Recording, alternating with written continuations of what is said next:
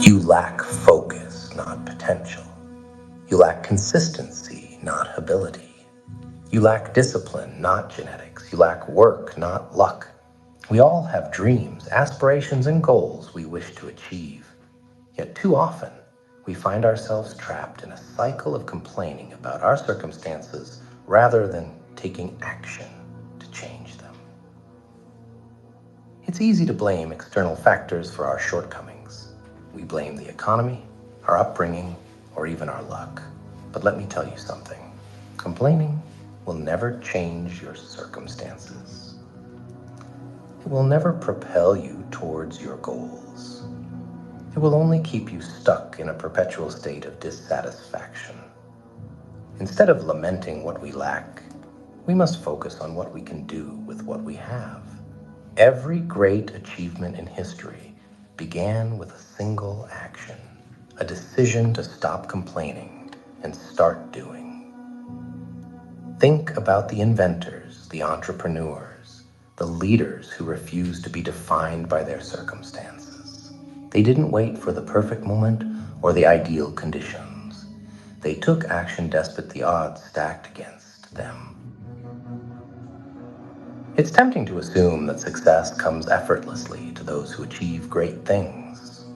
However, every success story is woven with threads of perseverance, resilience, and unyielding determination. Think about the numerous rejections authors faced before their manuscripts found acceptance, or the setbacks endured by entrepreneurs before their breakthroughs. What distinguishes them isn't the absence of challenges, but their refusal to succumb to them. Indulging in complaints not only saps your energy, but also drives away potential opportunities. When you fixate on what's wrong, you become oblivious to the abundance of possibilities around you. Shifting your mindset from complaint to action unveils a realm of potential waiting to be explored. Instead of dwelling on limitations, embrace the prospect of what could be. Take proactive steps to broaden your horizons, whether through learning new skills, connecting with like-minded individuals, or seizing available opportunities.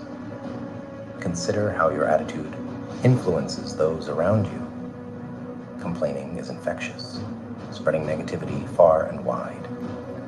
When you opt to complain, you not only hinder your own progress, but also dampen the spirits of others. Conversely, embodying a mindset of action and of positivity makes you a source of inspiration.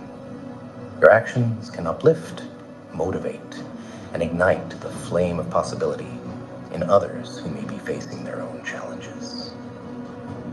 Lead by example, letting your determination be the catalyst for positivity in the lives of those around you.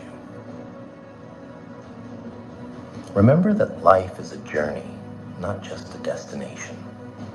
The pursuit of your goals isn't solely about reaching a specific endpoint, but embracing the journey of growth and self-discovery. Celebrate every stride forward, no matter how small, and glean wisdom from your setbacks. Each step brings you nearer to your aspirations, but it's the journey itself that molds you. So relish every moment, treasure each experience, and continue forward with unshakable faith in yourself and your capabilities. So I urge you today to silence the voice of complaint and awaken the voice of action within you. Take ownership of your life and your destiny. Set clear goals and pursue them relentlessly. Yes, there will be obstacles along the way. There will be setbacks and challenges that test your resolve. But remember, it's not the circumstances that define you. It's how you respond to them. Instead of seeing obstacles as barriers, see them as opportunities for growth. Every setback is a lesson in disguise, a chance to learn, become stronger. Embrace the journey, embrace the challenges, and embrace the person you're capable of. Stop waiting for permission or validation from others. The The power to change your life lies within you. Believe in yourself, trust in your abilities, and take bold, decisive action. As the saying goes, the best way to predict the future is to create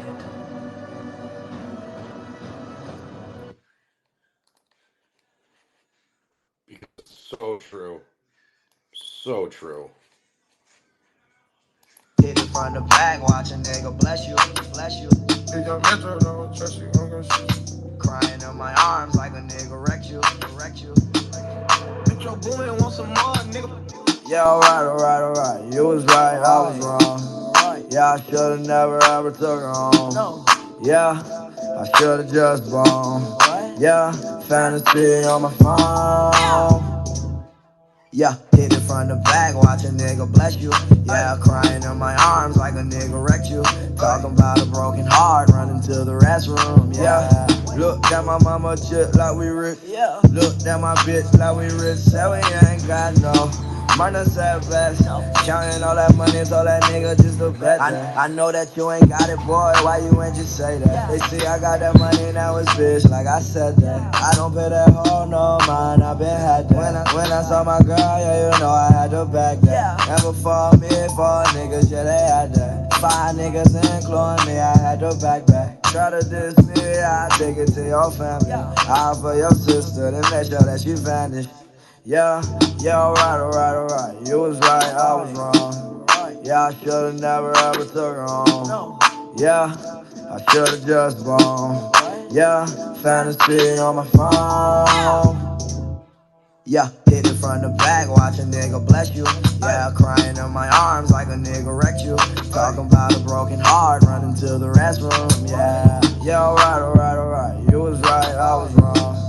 Yeah, I should've never ever took her home. Yeah, I should've just blown. Yeah, fantasy on my phone. Yeah, hit it from the back, watch a nigga bless you. Yeah, crying in my arms like a nigga wrecked you. Talking about a broken heart, running to the restroom. Yeah, even though we in the same room. You just locked the door, so I gotta text you. Like, being lock the door, gotta use the restroom. Like, I don't want a war, I wanna caress you. Yeah, alright. You was right, I was wrong. Yeah, I should've never ever took on. I should've just blown. Yeah, fantasy on my phone. Yeah, hit it from the back, watch a nigga bless you. Yeah, crying in my arms like a nigga wrecked you. Talking about a Happy Friday. It's a wonderful day. Happy it's the weekend. Got plenty of fun stuff to talk about tonight. And man, I can tell you that Robert and I literally quick draw McGraw over here. We are able to come up with some interesting things in a short time period, which was pretty phenomenal. And thank you, Rob, for giving us some charts. I don't know what happened to those charts, but they were there. Hey, there you go. Yeah, I want to make it more neat, so I put everything together. Oh, you had to make more party. Yes, Can you say it like you had to make them more purdy? party. Purdy. There you go. We are going to have a new segment on the show. It's going to be called Robert's Memoirs for his rants. You know, because he's so talkative. So I just want to make sure that we're all listening to that segment because it's going to be in depth. I think. Hope maybe. Oh yeah, I don't know. Oh, it is. Oh wow. Bleach, did you hear that? Robert's actually going to talk. Yo, where you been at, man? Robert's been doing a lot of talking, man. Just ask him about March 18th, man. Oh yeah. We're gonna dive into that here in a little bit, but still. But we're gonna go more so. I kind of want to go back in history. Really, what I want to one explain more in depth in regards to 2008. What was the two biggest culprits of it? and make that correlation between 2008 to what you guys are about to see. There's a lot of interesting framework that's come out, especially in the later parts of the day, right after close.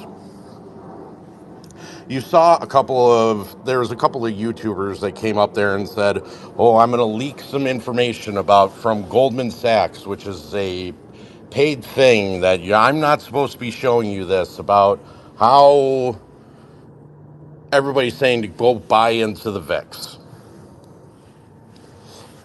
I mean, we're going to show you why, but we're also going to show you the reason for the actual downfall and why you're going to see the dips. Why are you going to see the dips in the SPY? Why you're going to see the dips in the Dow? Why you're going to see the VIX start to come up?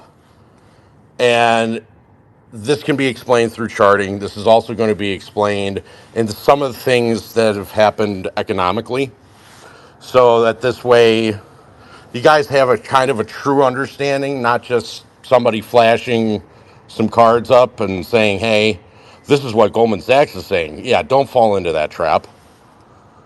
You have no idea. They didn't sit through that class. They didn't sit through any of that information. They just literally saw it and said, "Oh, I got to show this." You got to go into more depth, because it would actually explain why certain banks are going to be falling and why the tipping point is pointing to that. A lot of it has to do with options and what's it called? Zero DTE. So, and who's the main culprit of it? We talked about it before. NVIDIA. NVIDIA is one of the biggest reasons for this huge bubble that's about to happen, and why it's filling the option chain. So without any further ado, the first slide, as you can see, made you all a link. It was quick. I didn't have time to edit and do all some other stuff, so please pay it no mind. Why the banks are about to wave the white flag. And if you see the first picture that's up there, that will give you your answer as who was responsible. Starts with an A, ends with a G, there's an I in the middle. So the real reason of 2008 happened and the correlation to today. The financial crisis of 2008, often referred to the Great Recession, was a period of severe economic turmoil that had far-reaching impacts on global financial markets and economies. One of the pivotal factors contributing to the crisis was the widespread insurance or issuance and trading of complex financial instruments known as credit default swaps, particularly by AIG, or American International Group, and various banks. Credit default swaps are akin to the insurance policies for bonds. They were designed to protect investors from the risk of default, but they also allowed investors to bet against the market by insuring assets they didn't own.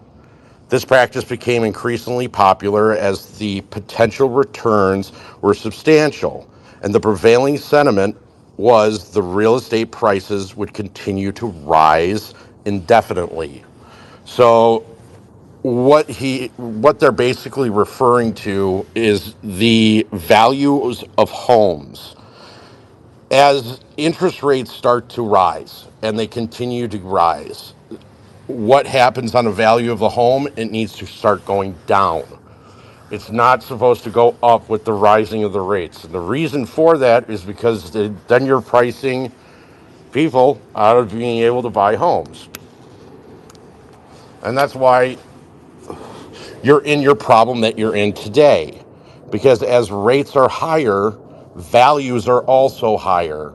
So you're having a ghost demand on properties that they say that they're being listed, but they're actually not. Or in new construction, these new construction homes aren't even built yet, but they're putting them on the market as completed. because they don't have any other options. The picture directly behind it is the call volume on NVIDIA. So NVIDIA's call volume suggests euphoria with the highest activity in the stock's history. What does this mean? This basically means that everybody is in their brother is buying these options like they're going out of style. They are trying to get the last bit of fucking FOMO they could possibly get without this thing just getting buried to the ground.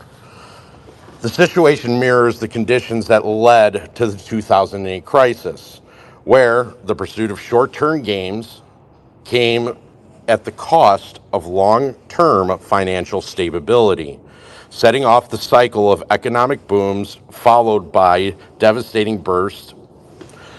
The financial industry is now at a critical juncture where vigilance and a commitment to prudent practices are essential to avoiding repeating the mistakes of the past. We How many times have you guys heard me say that this is exactly, if you don't know, if you haven't watched The Big Short, you should probably watch it again because this is exactly what is happening now. To a T. Literally, just watch that movie. That's all you need to do, and you will understand everything that's going on today. Adding to the concern is the recent uptick in foreclosures. Now, this is for residential, not commercial. Rob Barber, CEO of ATTOM, notes that the foreclosure starts are on the rise, reaching levels reminiscent of 2 years ago when the federal moratorium on foreclosures was lifted. This increase may be due to the processing of pending filings, but it also reflects the ongoing financial struggles of homeowners who are still dealing with the economic repercussions of the pandemic or facing new financial challenges. So, just recently, there was an article that came out. This was actually in the Tribune, or the Chicago Tribune. But in the Chicago Tribune, they wrote about how there's a mass movement of people that are basically going in and filing for emergency release of their 401ks. Why is that? Because people can't pay their mortgage. Plain and simple. So you have default rates on that. You have default rates on credit cards. That is exponentially higher than what it was. You have the same thing going on with auto loans. You have the same thing. Every single sector is being affected by what they are doing. The recent data from the 223 metropolitan statistical areas analyzed paints and so a sobering picture. The highest number of foreclosures started in Q3 of 23 were reported in major cities like New York, Chicago, Houston, Los Angeles, and Philadelphia. This trend indicates that despite signs of national economic recovery and job stability, the lingering effects of the pandemic persist, and the new economic pressures are making themselves felt. The rise in foreclosures is a stark reminder that the path to economic recovery is not uniform across the board. It highlights the vulnerability of certain sectors of the population to financial instability and underscores the need for more sustainable approach to banking and finance. The lessons from the 2008 financial crisis loom large, emphasizing the importance of prioritizing the stability and well being of homeowners to foster more resilient economic futures. The problem with that, if you're looking at the chart, here's the delinquencies that are in credit card payments, and the black line is your indicator of the problem. I think that's black. Might be brown. Not sure. Anywho, but The black line is the biggest problem. That's where from the basically 2015 upwards to 20 you saw a little downtick, uptick, downtick, and then boom. Most of the people that had jobs, and a lot of this had to do with people that were in the trades, when they were working and they were part of a union, when they all of a sudden the pandemic hit, they lost their jobs. So union only pays for certain months afterwards, I believe. I don't believe it's like full time or anything like that. I think it's like for 6 months, I believe. But you're still in a position where you're not working, you're not getting a paycheck. So I mean, what are you going to do? And we all had to stay at home. I mean, it's not like you're going out and getting a new job. Maybe Ubering or something like that, just to try and bring some dollars and cents in, but it's not anything substantial. So your bills are behind. And when you start on that path of being behind, trying to catch back up is almost next to impossible. The financial crisis of 2008 and the subsequent economic downturn served as a stark reminder of the dangers of over resilience on complex financial instruments. Banks, in pursuit of profit, have increasingly turned to derivatives and the other non traditional banking methods, which has led to a precarious situation where their capital reserves, their only safeguard against these risky trades, are dwindling. However, the situation took a dire turn when the housing bubble burst and the mortgage backed securities plummeted in value. AIG, which had a significant exposure to these securities, faced catastrophic losses. The company's inability to cover the claims when the insured mortgage backed securities defaulted was a major factor in the financial crisis. So let's fast forward to the present. And the concerns are similar patterns are emerging, the form to 0 days to expiration options and synthetic products.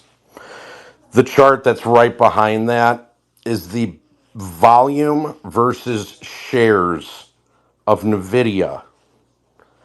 And that black line at the end, which is for this month, are now synthetic. So anything past that line is a share they don't have.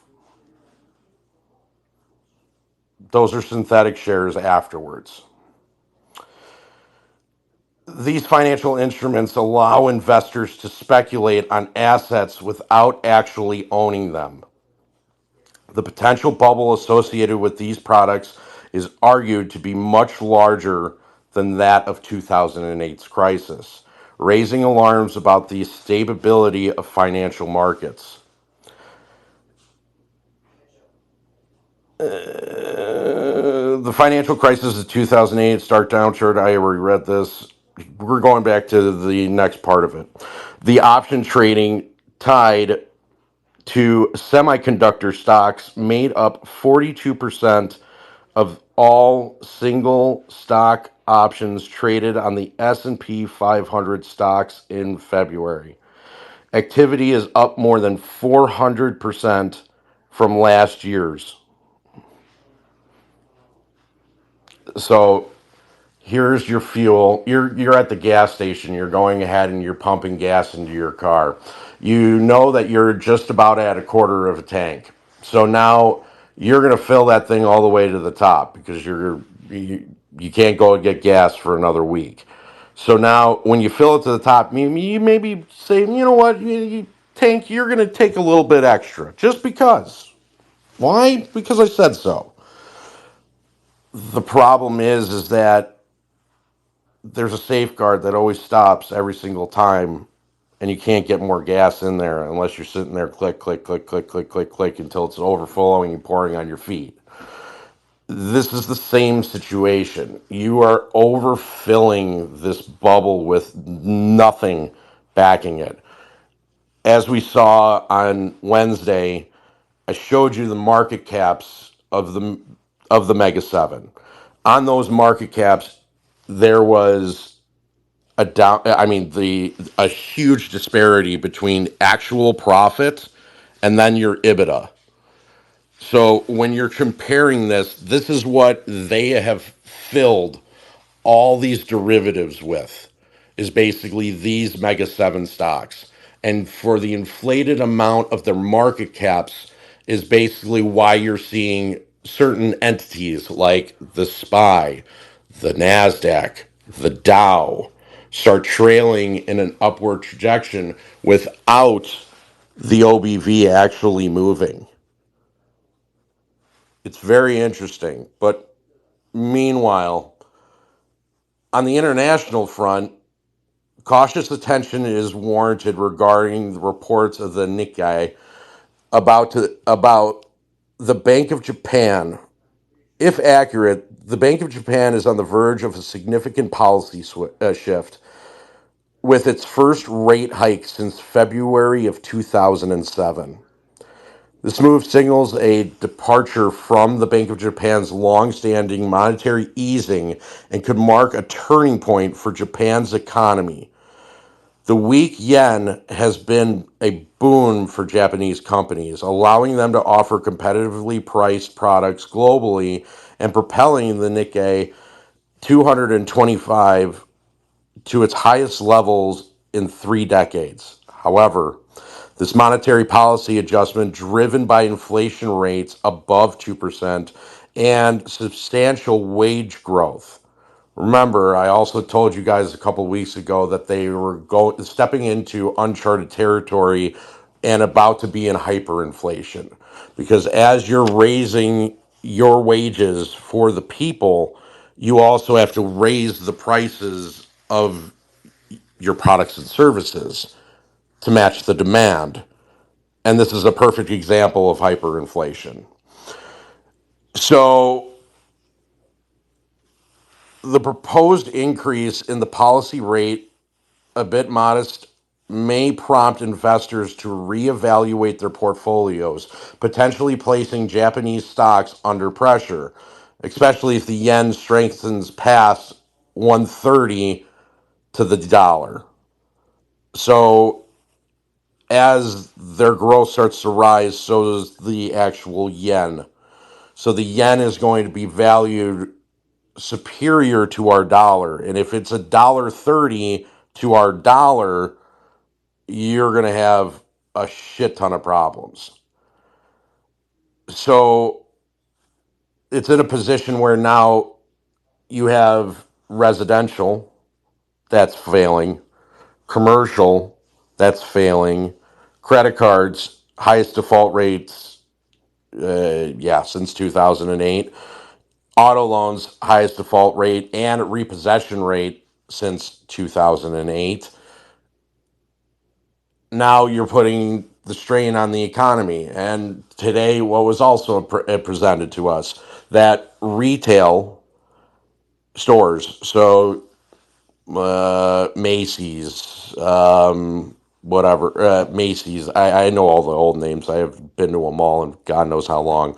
But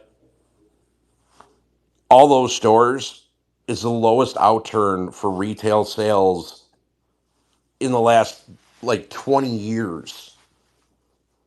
No one's buying anything. Nothing. You are sitting in a problem that has just been escalating and escalating and escalating. And at the forefront, these banks have been using the derivatives to go ahead and make their money on the side because they can't make it in the stock market, they can't make it in real estate, they can't make it in commercial, they can't make it anywhere else. The doom loop is basically going, and it's winding and winding and winding around in a circle as fast as you could say it. All their collateral is gone. So they've had to use derivatives and bet on those derivatives and rebet on those derivatives to basically cover their collateral losses. So as the curtain falls on this tumultuous stage of our financial history, from the harrowing depths of 2008 to the uncertain present, we stand united in our resolve. We have borne witnesses to the cycle tempest of risk and reward, and through it all, our spirit remains unbroken. The rise in foreclosures, specter of the past, now casts its shadow anew, urging us not to falter, but to rise with greater determination. The Bank of Japan's potential rate hike is not merely a shift in policy, but a clarion call to the world. It heralds a new era of economic stewardship where foresight and sustainability are not just ideals, but imperatives. We are the architects of our financial destiny, crafting a future that is not only stable and equitable, but also infused with the wisdom of lessons learned. Let us march forward with the torch of inspiration held high, illuminating the path for those who follow. Our journey is one of the resilience, a testament to our indomitable human spirit that thrives in the face of adversity. Together, we shall forge a legacy that transcends the caprice of economic cycles, safeguarding the most vulnerable and nurturing a future where prosperity is shared by all.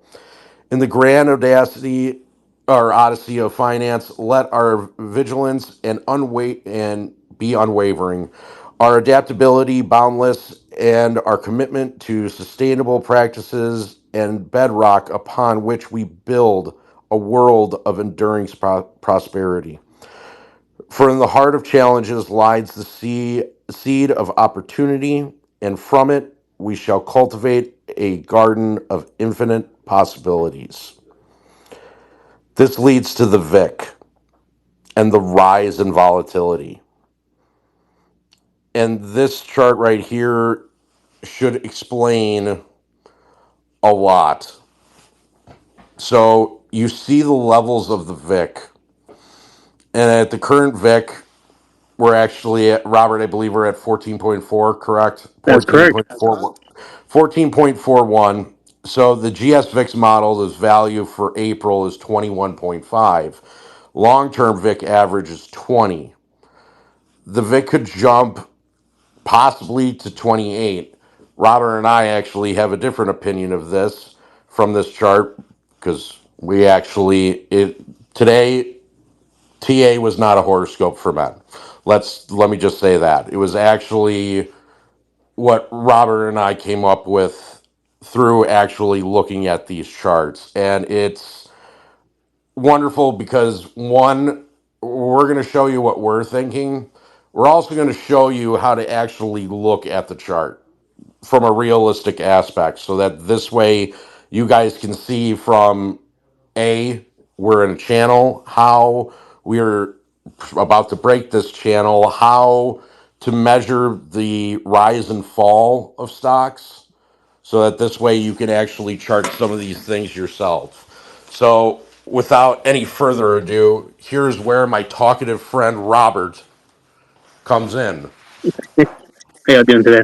Um, Pretty much what any TA is pretty much you're pretty much trying to see what the channel or the maximums and minimums are of each chart or that specific stock or index, whatever you're looking at. Yeah, you can do high lows, you could do midpoints, you could do.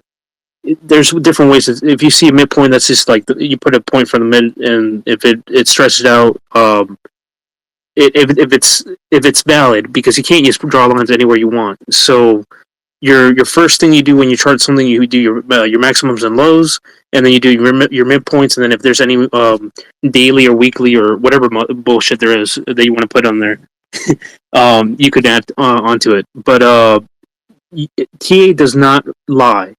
Whenever you put TA, they have to follow it too, unless they're going down or up. If they choose to go down or up and short it, or let it go into buy and hedging, delta hedging into calls or do whatever the fuck they want to do.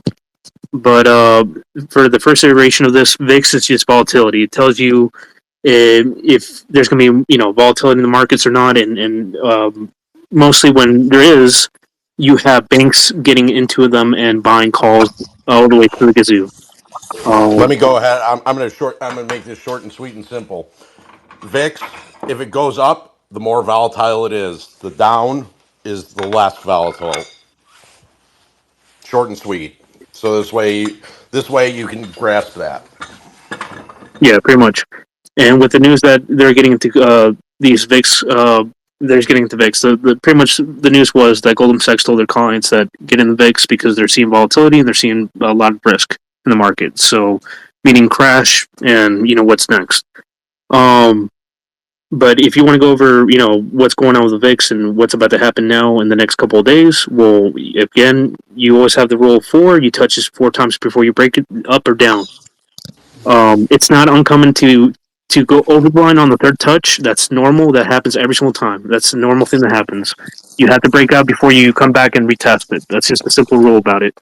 But you don't have to. I mean, you can test and not break out. You can still test and touch and come back down. That's doable as well. But it has to at least touch and go a little bit over.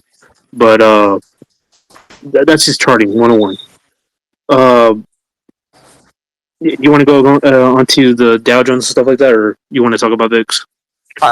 So we're going to talk about the VIX, but go ahead, Matt. You have your hand up. Go ahead.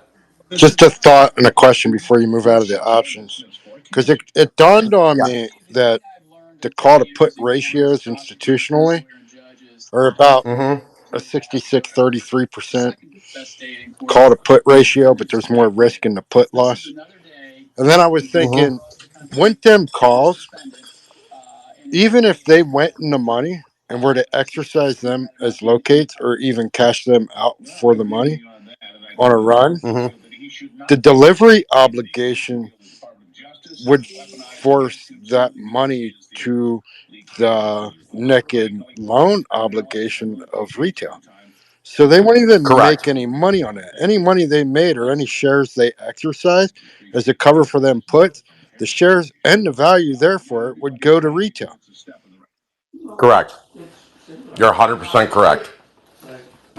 And And they'd what's be eating funny, the losses on the put hedge. yes, correct. So they're getting butt slapped on two different fronts. So the other thing, and that's where I wanted you to, Matt. Actually, I wanted you to look specifically at those charts for Nvidia because on that link, you got to look at them because the volume, the actual call options that are going into Nvidia are exploding, and they don't have the shares. They have none. They're doing the exact same thing that they're doing with us, but with a Mega Seven stock. Yeah, that's the whole entire It's market. That's fueling the this whole bubble. market. Yeah, kaboom! And it's literally fueling this bubble that you're about to witness, which is where do you think it all heads to? It's going to head right to the Vic. So let's go ahead and explain that Vic. So I started thinking on my drive home from Bumblefuck Johnson that okay, you have all this fake shit that's going into Nvidia. You have no money. You don't have a pot to piss in. You're using derivatives to go ahead and kind of fake look like I actually have a position, but you're pretty much sitting there and you're just like, okay, this doesn't make any sense. There's no sales to go along with this. There's no news propelling these market caps. How the hell is this going up? And if you look at the year over year, just trend of the individual stock, there's nothing. What does this do for the VIC? Because this thing has been suppressed so hard for so long that the eventual blow of this thing is just going to explode. And so Robert and I started looking at the chart. And go ahead.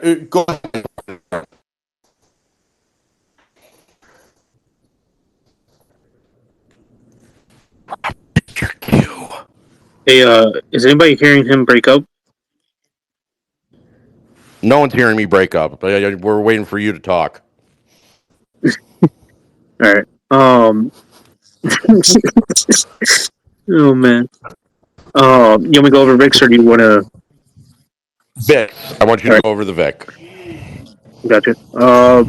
So basically, So like what we were talking about earlier, how we were seeing this jump. Where is it going to jump where's to? it going to jump to? Right now, it's an ascending wedge, so we have to test out this whole wedge, and if we do break out, it would be on.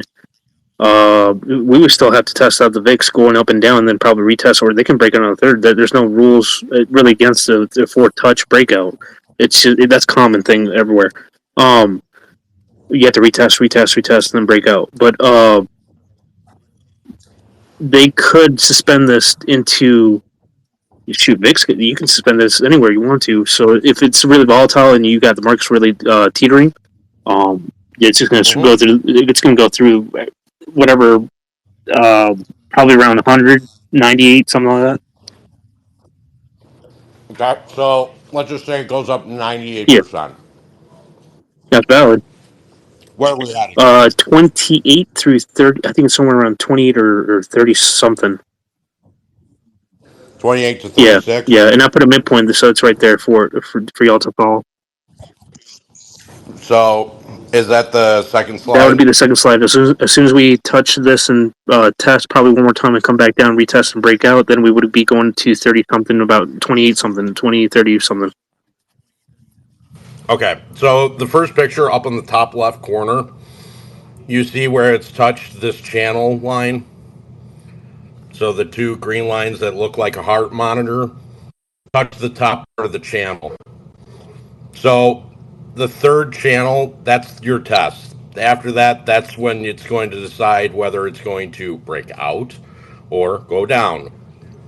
If it breaks out, you could see it going anywhere between about that 28 to realistically between 36 and probably $42. Yes. Correct? Okay. If it gets to that high, what is the correlation or the opposite end of the stock market? The opposite end of the stock market?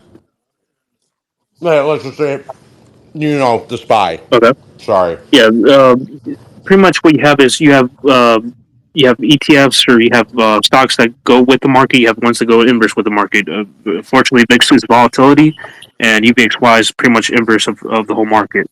Um, so if you were to bet on the market going down, you could be in VIX and also in UVXY because the downward pressure would make UVXY rise, and that's why you keep seeing the UVXY keep going up and down because that volatility plus everything that's going on is pushing everything up and down, and they're pretty much getting into the UVXY and all these fixed calls. So everyone knows what's about to happen. But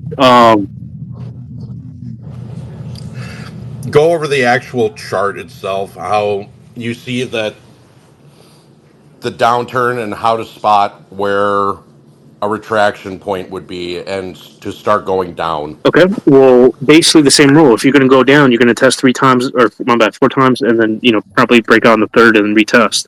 And I've seen that somewhere here. One sec, where did I see that? I have an example for that. Where are you? I like visuals. Where's that? Where is it? Yeah, actually, it's probably going to be on AMC. It's simply. All right. Uh, Shoot out. Fudge. Where is it? Damn, I wish I would put a bigger damn picture than that. Yeah, I'll do it. I like I like big pictures. Where are you? Where are you?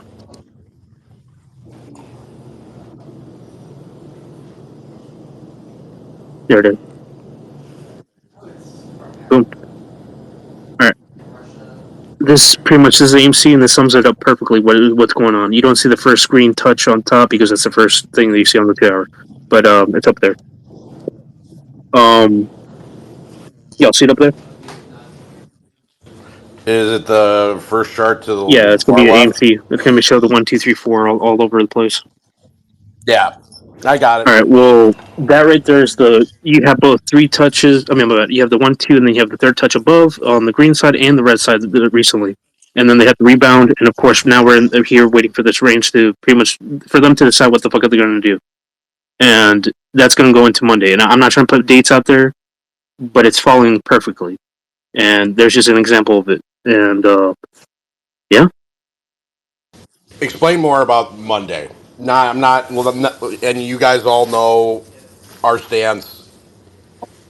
One day you'll wake up and you'll just see a couple of zeros behind your account. But explain what is actually falling into play Okay. on Monday. So this whole time we've been going down on. Let's just use AMC for example.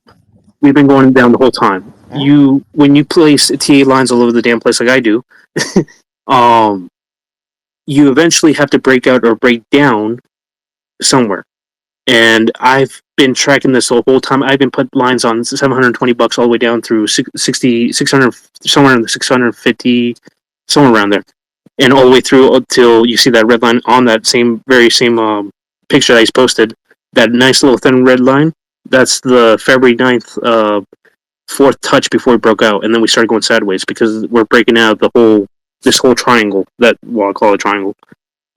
This is your breakout test before something happens. Either you go up or down. And essentially, I'm not trying to give anybody financial advice because I can't do that. In my opinion, this is the start of MOAS. In my opinion, on the 2 hour, and eventually things would have to go. Something was supposed to happen at some point, but they kept on delaying and doing what they do. And this 2 hour is the only TA you can put down right now because we've already broken out that initial 1, 2, 3, 4 touch on the big time scale since 2021 all the way till now. And this is what 3 years of shorting gets you. You pretty much have to test this little 2 hour zone, and then before then you have this 1, 2, 3, 4 question mark thing that you have here. And we completed the third support, or my bad, the third touch below the support line, and came back up today on Friday, which I kind of expected. And I put that big orange line pretty much is your resistance before you break out. And since we had our third touch, I was expecting that we would go today, maybe, but they put us at 4.539 because they don't want to break out. Because they're shorting, obviously. Um, but this is what you're gonna get either by Monday or Tuesday. Finally, 319. We should be able to break out either side. We'll find out which way we break out later on next week. I'm not trying to put out dates or anything, but that's what I see in my perspective in this, and this is what pretty much.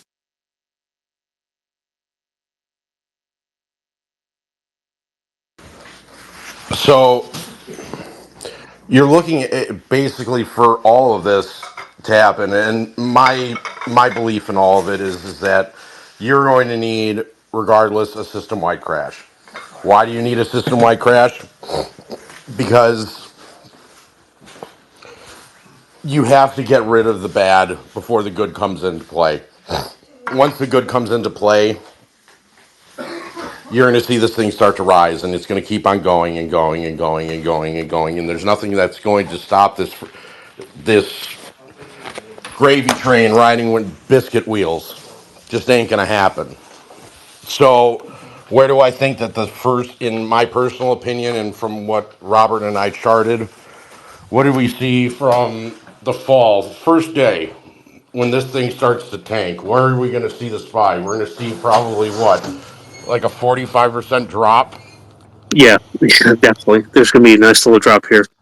Actually, I even have what the support lines are going to show in the future, but yeah, we'll talk about that later. I want to give props for Christina because Yeah. she's right. The VVIX is the expected volatility off the VIX features, by the way, in the contracts. So I forgot to tell you guys that's what the VVIX is and what the VIX pretty much measures. It's the SP 500, just so everyone knows. I still want to give them a dramatic appeal of how things can tank, how fast. And so right now we closed at 51. What? Hold on. I'll get it. So 51.17 and 9 cents. If you see a 45% dip on day one, you're just about at 21. It's 21.09, I believe. Robert, you can correct me if I'm wrong. Which one? I'm sorry. Spy. Bye. Don't use that stupid 500 number because that's, yeah. Use the actual S&P Okay. 500. 51.17 and 9 cents. And if you see a 45% dip in the SPY, where does that go to? SP 500. I have it at. I should take a picture of this. Damn it! Yeah, I've been working on this a long time. Um, I'm gonna take Mm-hmm. pictures and post actually. That's fine. I love the dramatic appeal. Should I get you a Oh drum no, no, roll? don't worry about that. Oh, okay. I just wanted to add to like the ambiance. That should be good.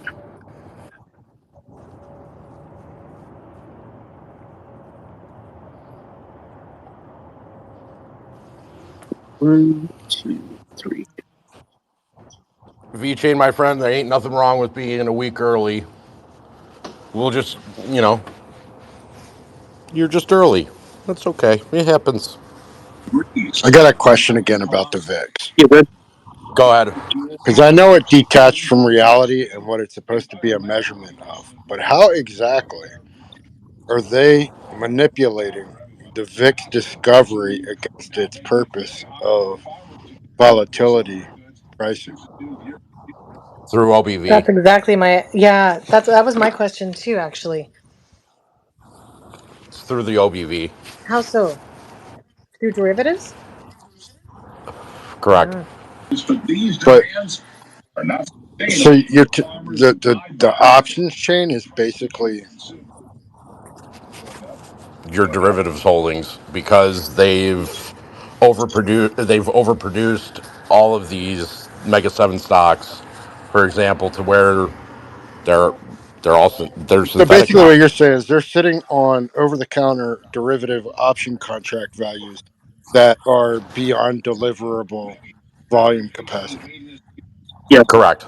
If you go ahead as and a you look at the synthetic way to chart, dilute the price discovery against an index that's supposed to measure market volatility, not option volatility within its own entity. and why would they do that? correct. Because they don't want anything running. So they're just making the market look good, but it's not. So the VIX only responds to what the SPY does, right?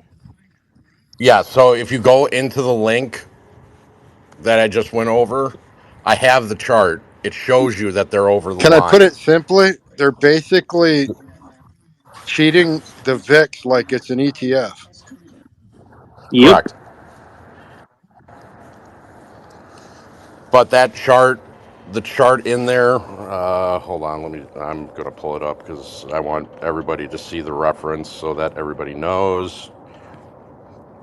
You know, you want to see the VVIX climbing too. Have you guys touched on that? Because I haven't really heard this whole space. Like when I haven't touched it. We haven't touched on that yet. And that's, you're going to, because the VVIX measures the VIX's volatility, right? So until you see volatility in the VVIX, then you can expect the VIX to be fairly consistent, correct? yes, Yeah. correct. So is that like a precursor indicator kind of? Yes, that is the precursor indicator. It's the index of Hold the on. index. Yes. Yes. It kind of has its own, there is its own purpose, but it's, yeah. Use it for other means.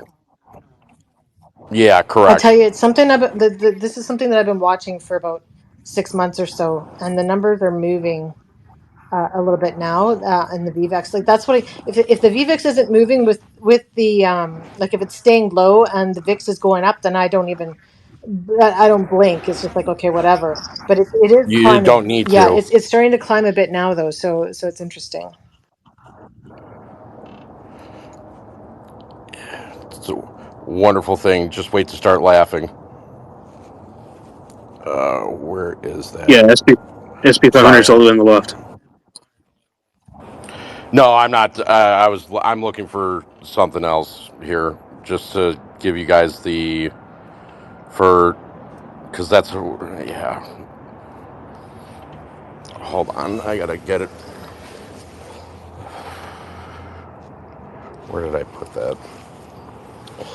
No, you guys go ahead, Robert. Continue to show the prices on that. I just want to make sure I'm going to post that picture so that you guys can see what I'm talking about and how I'm making my statements in regards to the derivatives holding their positions. Okay. So basically, SP 5, if you want to see all the way to the left, it's SP 500. There's a lot of lines. I've been messing with it way too much. Um, but that don't look at that purple line right through the middle. That's just something that I'm looking at, just because if it breaks out, that's the midpoint right now. But yeah, don't worry about that. Pretty much we've broken out the red line up top. We tested about twice and then broke out on the third. That's pretty much a third touch above, and then most likely it's going to come down and rebound on come on top of that white line. They see red. What's up? One quick question: did you have like your like a niece or nephew take a crayon and make some lines Yes. on that chart? I was just Yeah. curious. Okay, cool. I just wanted to make sure we were on the same page. Yeah, so that red line up top, yes, third time, like I said before, third time touch, goes above sometimes, or if not, they can, just touches comes back down. It could happen like that way, but most of the time it breaks out the third time and comes back down, and then you have to touch a fourth time before you break out initially. But you never know with all the news that's going on. I think it's going to go to the white line, and that's 21. Hold on, that's not 21. That's Dow Jones. 21,000 on the Dow Jones, by the way. um, let's see. Is there a chance that overcorrect? Because generally, if you're following that trend line, Yeah, the top line you're talking about, yeah, and you're that far above it, right? Usually you get an inverse reaction to that trend line, which would actually, even if it's just a fake dip, it's going to dip below that to some percentage extent, right? yeah, yeah, correct. It can go high enough, but the thing is, with all the news that we know, or all the stuff that we know about the whole market and everything that's going on in the news, I kind of call bullshit and it's going to go back down, just with the numbers. That's just me though. The SP 500, yeah, Everything comes back to long-term trend. yes, correct, correct. And if it's that far above long-term trend line, then odds are a percentage of that is going to be an overcorrection below that trend line. Yeah, it could happen. That's why I have. That's why I think I hope not, but I think that nice little red line right through the middle of that. I think that's where potentially that's what you're talking about, that over exhaustion or over yeah, pretty much. Overexposure leads to over volume in Mm-hmm. the opposite direction. Correct. Anybody realizes what happened, you break below the actual trend. Mm-hmm.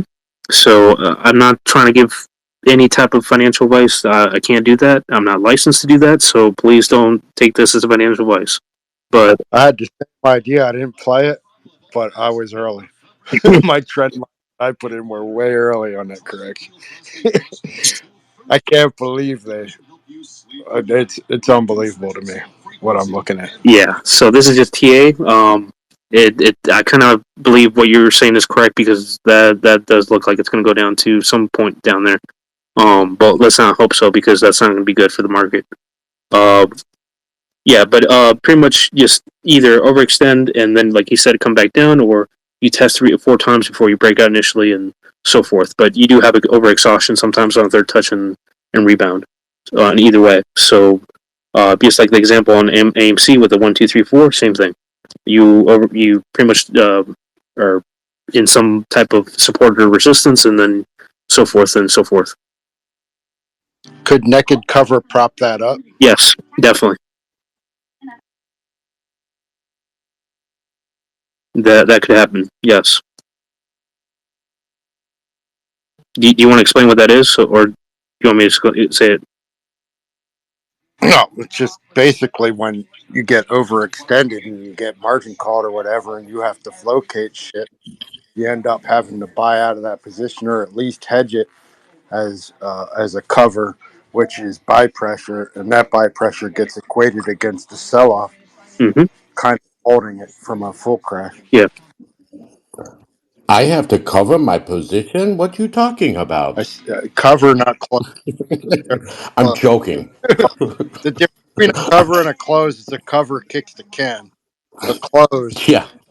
throws the can in the garbage and eats it.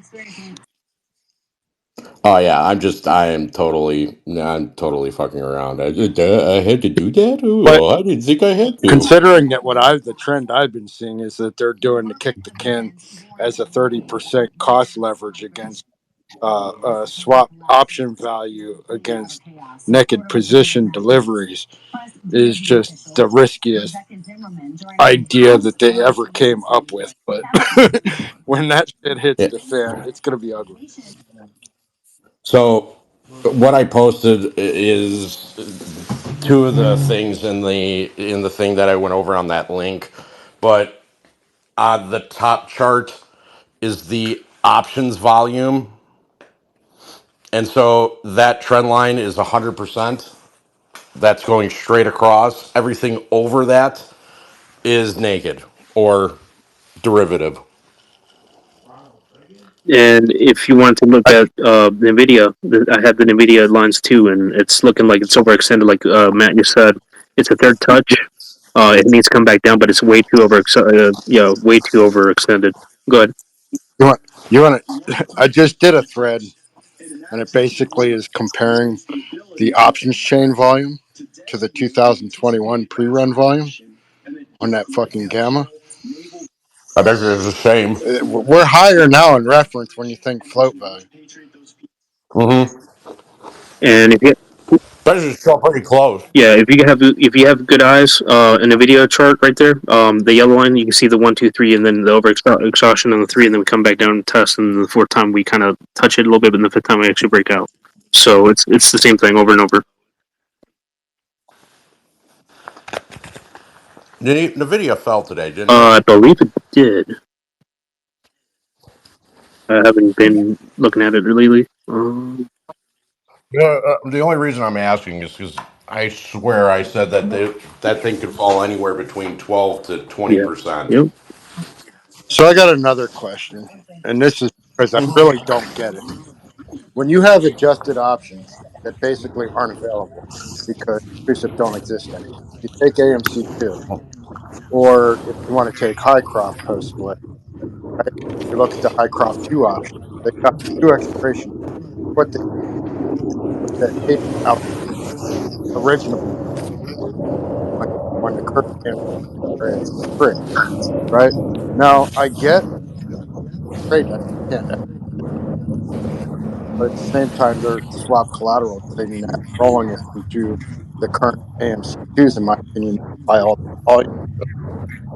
Now, when you look at that as a break even versus a premium cost, and you got a 305 break even on a $5 premium cost, and a representation post split of the 10 shares plus the one reward share. So it's an 11 share contract that's got a premium value of $5 and an overall break even of 305, when 10 shares at 250 is, or 11 shares at 250 is 25, and 250 is 2750.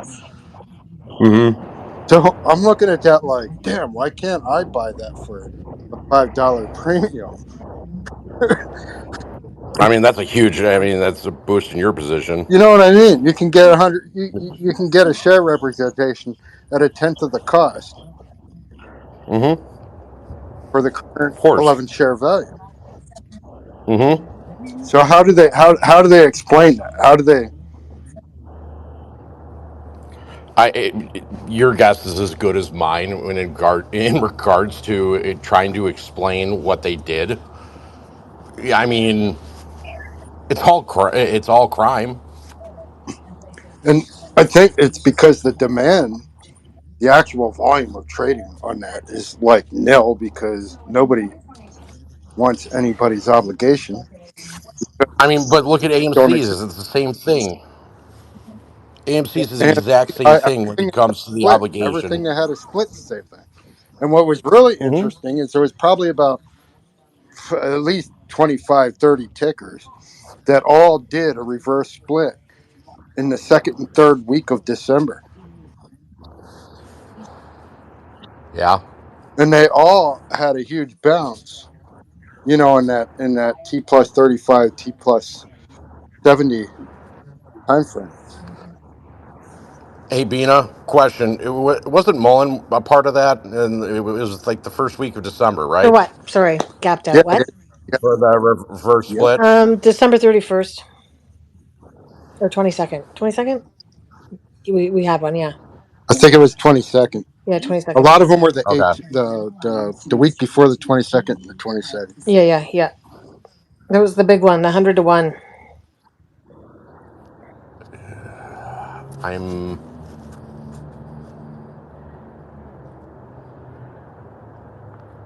sorry. I'm looking through notes. 33. Matt, does that sound right for the amount of companies doing the reverse split? Oh Yeah, it was. God. I wanted to say at least 30, but I went conservative and said 25, 30. Yeah, I have 33 that's written down. So that's why I was A curious. lot of I was shorted like, companies, okay. right? And they're getting forced to do Yeah. this. Well, they're all stocks that are getting blasted. Exactly. And the majority of them, of that 33, of course, are in the meme basket. There's a ton more come right now too that are heading that direction. That's just the ones for that month. Look at August. I haven't seen August. I don't have that far back. I know I saved that part of it just because I was interested in the Mullen purchase at that time. And then, yeah. Sorry, Bina. It's all good, buddy. All Yep, good. It's a tiny, tiny little float, and I'm averaging down quite nicely. So that's good. As long as you are putting yourself in a position to succeed, that's all that matters to for me. sure. So, but I'm just one. I'm just. It's sickening to me that they're going to sit here and try to play retail as a bunch of fools. And as you see, probably in every media outlet and every, Associated Press and all that stuff, liquidity is strong. We're fine. We don't have anything to worry about. And then boom. I sent you a DM, security. Check that out. Is this about. Here we go. I'm going to read this. Stocks settle lower as bond yields climb on inflation concerns. Maybe they're fake numbers. Maybe it's that intern that's working on the Excel file. The S&P index on Friday closed down negative 0.65. The Dow Jones Industrial Index closed down negative 0.49. And the NASDAQ closed down negative 1.15. Stocks on Friday posted a moderate losses with the Nasdaq 100 falling to a 3-week low. Inflation concerns pushed the 10-year Treasury notes yield to a 2-week high after Friday's economic news showed that the U.S. February import price index, EX petroleum, unexpectedly increased.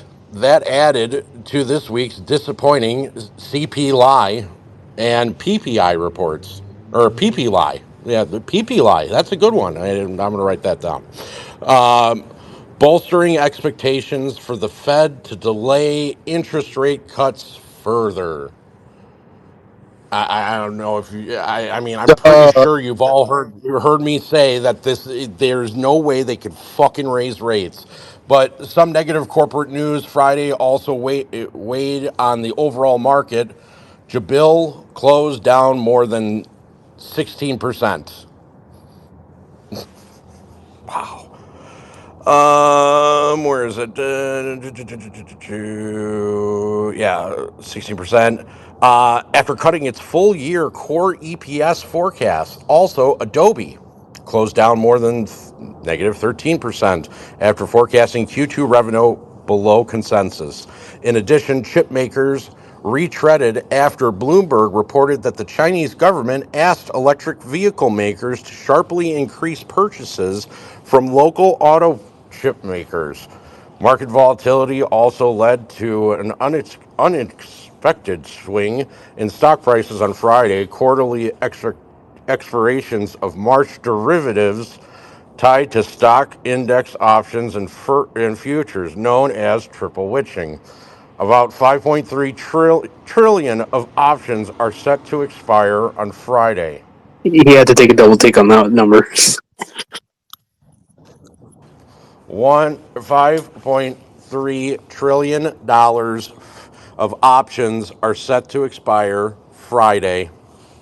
And then look at the Nasdaq outflow cash out, and then look at the Nasdaq value. They actually cashed out at $1 per every dollar cash out. A dollar increase value. I'm posting this up above. Yeah.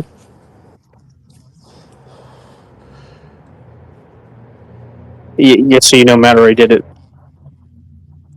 Oh, okay, good. Well, I did it beforehand. If it's up there, it's up there. Whatever. I don't care if it's up there twice. You can delete the other one. All I know is that you know if it looks like shit, if it smells like shit, it's probably shit.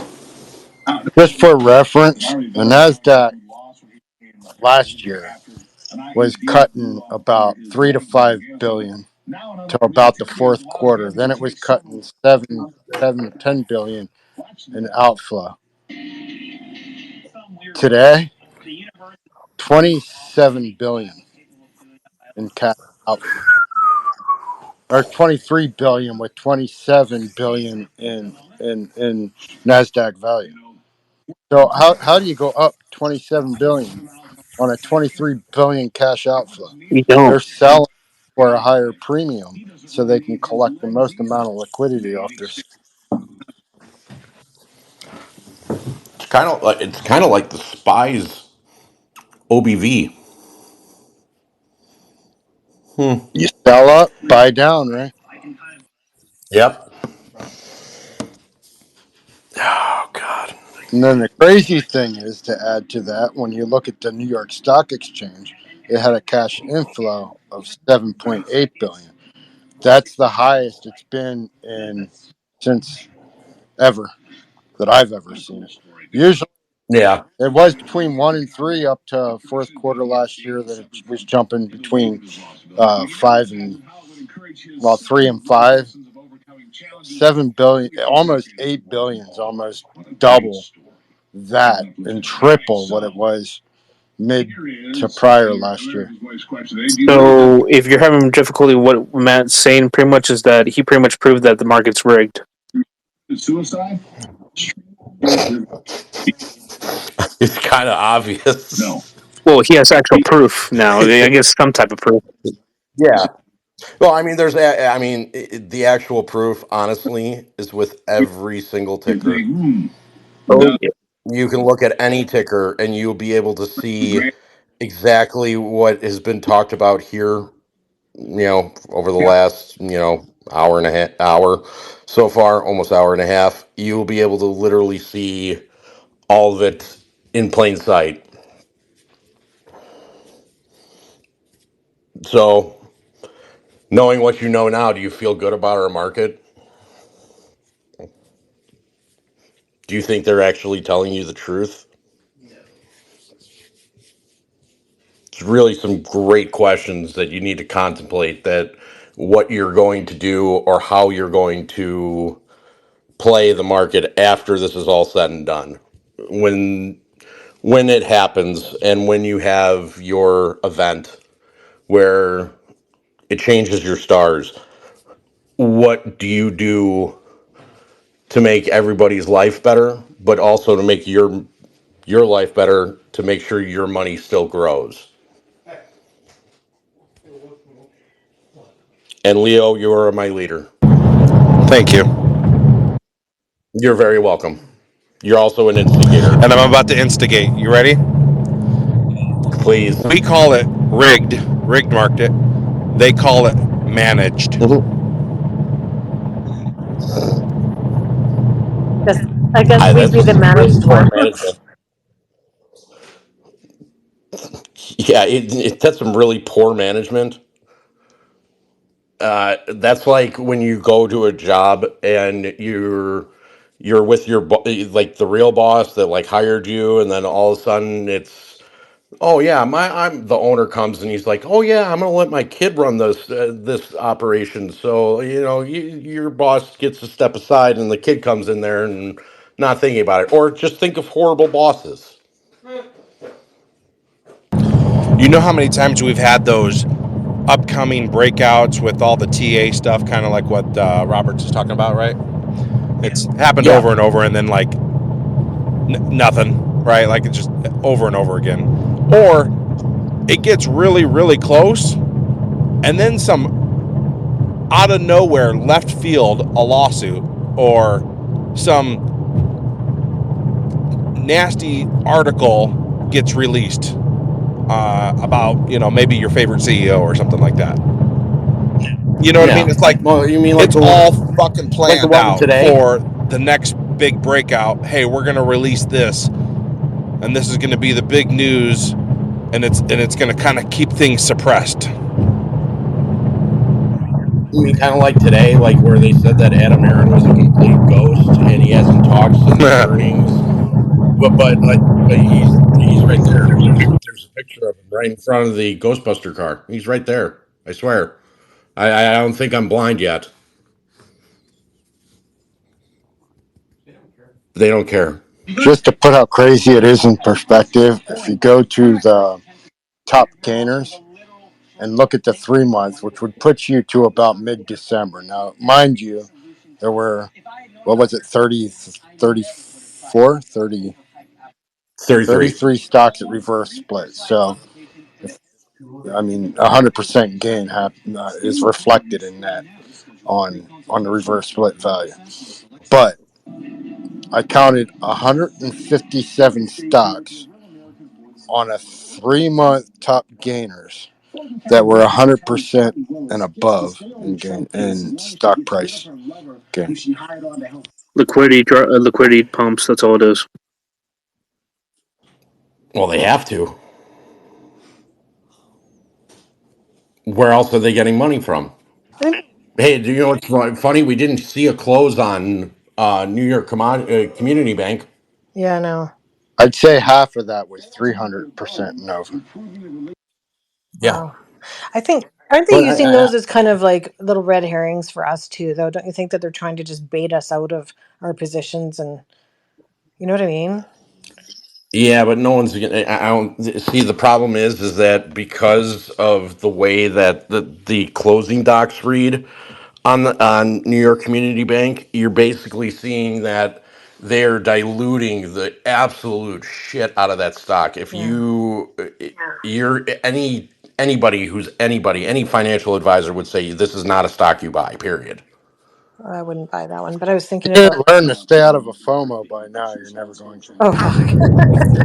Yeah, That's for The your only that's day FOMO also I traders, was true. not thinking your of perma investors. FOMO and it's AMC.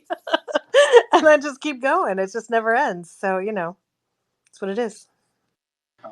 It's just it's unbelievable. I mean, if anybody bought that, I highly doubt anybody bought that New York Community Bank stock. There's no way you couldn't be that Well, dumb. they got an injection, right? Of some billionaires do, so I don't know. I actually I'm gonna retract that statement. There's probably are some stupid people. I gotta sneeze. Donahue, but he oh wow. you give me a minute. Did anybody see that earlier in the week What? by Donahue? Oh, Yes. I think I have him blocked. Donahue George. Yeah, that one. Yeah, I sneezed his name, but he's what I call a moron. I To Yeah, blocked put what that that you dude. in a inspired TV perspective, with Poltergeist? to put another perspective, top Hmm. three or the top 10 3 month losers. Number one had a loss of 64%, and the 10th had a loss of 24%. So, like, when you're comparing, like, biggest losers in 3 months to biggest gainers in 3 months, like, Could they just move to could they just move like the money into certain stocks temporarily and then buy a bunch of calls for those stocks ahead of time and then cash out their calls and then just put the money back? Yeah, but if they were cashing it out, it would come back down and it wouldn't be up that it wouldn't on a Correct. three. Yeah. That's why I looked at a 3 month timeline, not a 5 minute, an hour, a day. I always zoom out. Yeah. Always zoom out. Well, you have to zoom out. There's no other way that you have to, I'm not smart enough to zoom out because yet. that's the only way to project to where the actual flow of the option is going. Guess I'm gonna have to learn this stuff one day on the actual charts. So literally, just take a 3 month chart and just zoom Yeah, out. I don't even have a chart. I don't even use a chart. I got nothing. I You don't chart. time to start. Huh? Time to Yeah, start. no, that's what I'm saying. I If should you're probably. playing, I'm probably ready for that. It's just so like not my thing, and I do not like being made up crap I whatsoever. agree. So Chart these yeah, nuts. yeah, it's not my thing, man. But I feel like if I learned Leo, it, it would be my thing. Like I feel like I could get right into it. It's just I'm Here's overwhelmed the by thing: everything. I don't use a chart to decide my trading entirely, but I do use a chart because sometimes you see something in it that explains what's going on to you, so you understand what just happened. Yeah, that's what I see feel like. what I'm ready Matt to figure that out. So, Matt, the one difference is that between you and probably the majority of the people here is that you have a trading strategy. Bina does not have one as of yet. I'm not trading at all. I And buy, and I'm I That's actually my hold, strategy. and eventually I'll sell. But I Now, buy and hold. That's my I strategy. gotta say this to make my point. AMC, I do not Leo trade. is I my leader. accumulate. I have no idea what my fucking cost average is in AMC because that's my gains depository savings account represented by shares. yeah, it's an interest bearing account that just sits there. It doesn't do anything, but that's fine. But yeah, Bina, I just want to make sure that you're safe when you go ahead and you start Yeah, trading into dipping your toes into the options. no options. Make sure that you have a I'm not doing plan. options, but I am gonna do. I have been. You know what I've been. I've been playing in the crypto. I'm not gonna lie, but I've been day trading the stuff that. Option these nuts. Yeah, I've been like sort of, well, not day trading. Like I've just been like swing trading just a little, like tiny little bits in stuff that I don't think I'm gonna lose all my money. Like I don't mind if it rides, and it can be long term. Yeah, So yeah, there's nothing baby wrong with steps. playing swing. There's nothing wrong with playing swings. Just like you just need all. And I recommend this for everybody. What you're going to do is what you're going to do when it comes to the market. When it comes to options, if you want to try and swing trade, try it. Just practice it, but make sure that when you play, that you're going to play what you can lose, because it can turn on you faster than you can say shit. And the best way of doing this is getting over to the paper trade part of it and doing it through there first before you go actually put money into this. True. 100%. Yeah, If you realize you're not going to get that same price paper market better. yeah. Hey, where are you driving to, Leo? Because all I hear is Leo's road, Leo's So, on the road. back of a falcon right now. so when I actually do my paper trading, I put Hmm. my limit in at the bid, not the ask. And I do my buying at the ask, not the bid, because it's a better representation of what your actual trades would be on a legit market. Smart. Correct. That's actually a good strategy. Say that one more time. I give myself the worst possible buy and the worst possible sell for liquidity profit because it teaches you better than getting best pricing that a fake chain offers you through paper trading. You won't get that pricing on a legitimate market that you can take advantage of in paper. Hmm. No, that's actually a really good strategy, because you're basically betting up front what you can lose. It's a good strategy. I'm actually writing that down too, because that's actually You're the first person I've ever heard say that. James, also write down the YOLO strategy. That seems to work. Please do I have do I know the YOLO strategy. It's already seared in my brain. That's I my hear it every from you all the paycheck time. strategy. Every paycheck. YOLO, let's shoot. I'm just gonna buy more AMC. I'm just gonna buy more bullet. Fuck. Oh shit! You know what? Okay, you twisted my arm.